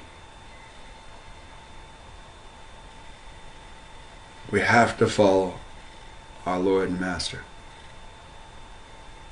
If people go out there with the intent of clowning, this is the desert. There's dangerous things out there. don't, and if and, you know, don't think you know, because your wonderful kid got stung by a scorpion, that it's the kid's fault, you know, of some dumbass. I don't care if you're a dumbass and you got a nice kid, the Lord's gonna pick one of you. People that go out there to infect this, we're gonna see tragedy. And it doesn't necessarily mean man-on-man tragedy. And it doesn't necessarily mean if you're the dumbass that it's going to be your tragedy. I mean, you that's tragic. It could be your family. This Bible says, when we begin this journey, we will see people taken away from us by what they call nature. Lions will come down and take people. It is because of their belief system. They came and pretended. They weren't all there. They didn't really want to be righteous. And people come out with agendas. I don't have time to sit there and go over everybody and say, you know, where'd you come from, what you do you have a criminal record, blah, blah, blah, blah. I don't have time for any of that shit. I got one question. Who is your God?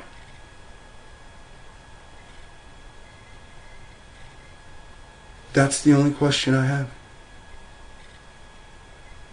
Everything else is your own participation. I'm not paying you. I'm not getting paid. I'm not clothing you. I can't feed you. If I go, I'm taking my wife.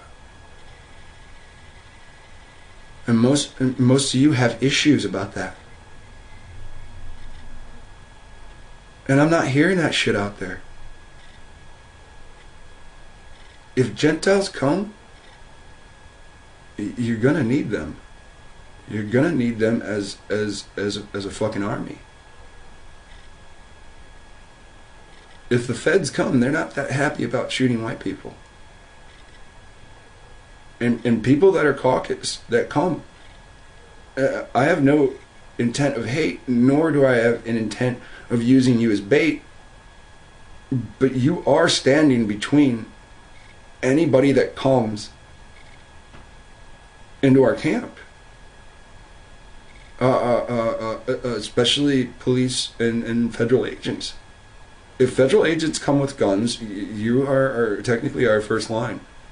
And you know, I hope you take, you know, heed that, you know,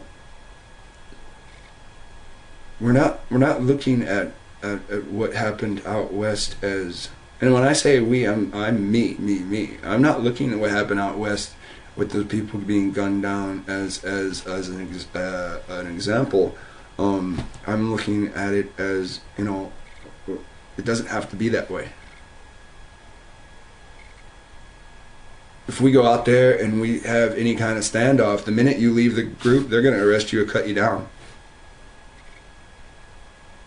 That guy was going to a town meeting and they shot him down. They already had troops probably on both sides, but you saw the guy was, cars are parked here, you know, the road's here, the fucking cops off in a tenth of a mile in the woods,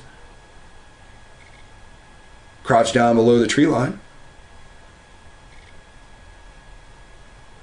So if you go out there and something bad happens because we act as a group, you can't leave. If you go out there and something bad happens because of some moron, then, you know, that's just one person.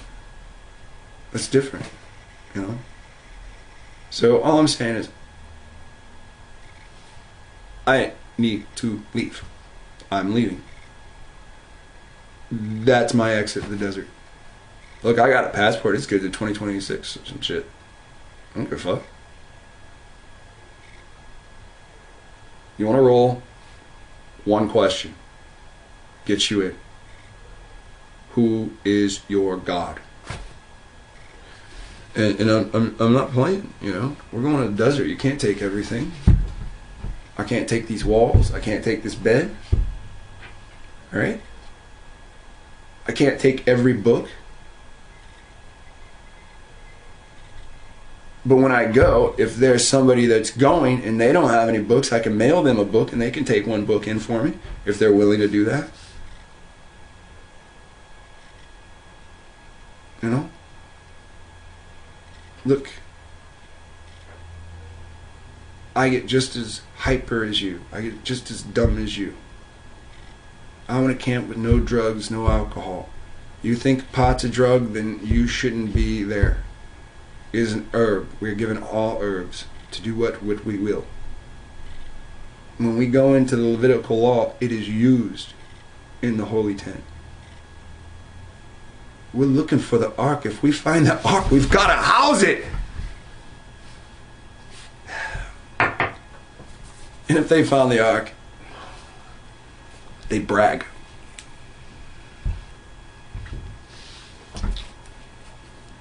That's why it says Jeremiah's hid it for future generations when the Lord wants us to find it. That means we could be going out there for 10 years. Do you get what I'm saying? This is it. And right now, I want to be there. Look, there are people I want to pop right in the mouth at work. I don't even play that shit anymore. Like I've really just gotten to it. This dude poured the syrup in the bottom of the garbage can on my fucking shoes, and he did it spitefully. And I wanted to just whoop his ass, put him in this garbage can, and just nail him.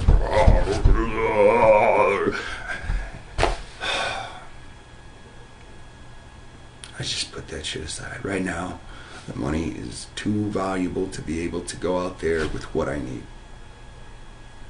And I have most of the shit I need. I just don't. When I get all the stuff I need, I know it's still too much to carry. You know, and without whatever knowledge we have, we take out there. If you got knowledge of solar panels, then we got electricity. You got knowledge of this or that, and we got the components to build it, then we got it. This is how it starts. This is how it ends. But if we go out there and only one guy's armed and he's fucking crazy, then we gotta deal with one armed crazy guy. So that's what I'm saying. All men should be armed. Have whatever fucking paperwork you need. I'm not saying arm yourself so you go to jail. Anything like that. We must be able to defend ourselves. We must be able to hunt for food. And we must be able to grow. So we do need water, because shit grows in the desert. All you gotta do is water it. Shelter it from time to time. We're farmers. We got melanin. Lots of it. Ew, melanin. Well, I don't have that much. But you know what I'm saying? Still got my afro, so. We need to move. Think about what you're doing. I'm going out there by September, I think. I think that's it. Forced vaccinations start in schools September 2016. I think it's September 16th. You saw in the last video, if you watched the last video, you saw how much it cost for me to go from Cleveland to Salt Lake City. Now, from Salt Lake City in the Moab Desert, it's $68. It's $70. It almost cost me more to travel in the state than it does to get to the state. But you still see what I'm saying. There's people that live in Vegas, but that's Nevada, right? You know. If you want to go out there and find a house, that's on you. I'm going to camp in the desert. If we got to get permits, then we need to research it before the deadline. So I guess I'm saying I'll have an official video. I guess I'm saying the deadline's gonna be like September 16th, because once this forced vaccination happens, like it's adults that works in schools. And I've already did this video. When the news broke, I was on top of it. You didn't learn about it late. You learned about it on time. So when this stuff happens, people that have children in daycare and schooling, and you know, they're gonna need some place to go. And you know, I know the desert doesn't sound like it's it, but it's what it is. Moses was the prince of the desert. Hence, his body's buried in what the Bible says is the desert of Moab, the valley. All right. May the Lord God of the Israelites bless you. May the Holy One bless you with knowledge and perseverance